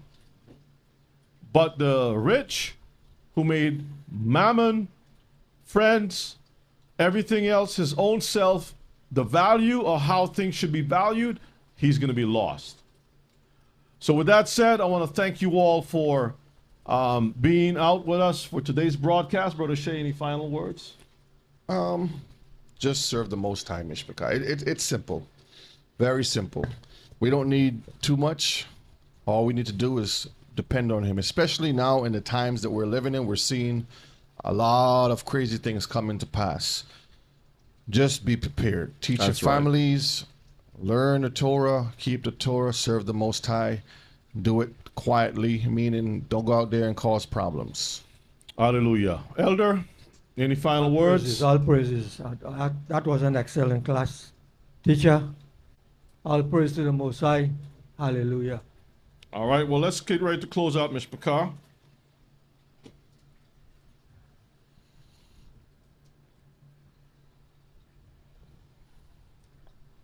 Hallelujah. Again, it is a good thing, Father, to give you thanks and praise for the time well spent.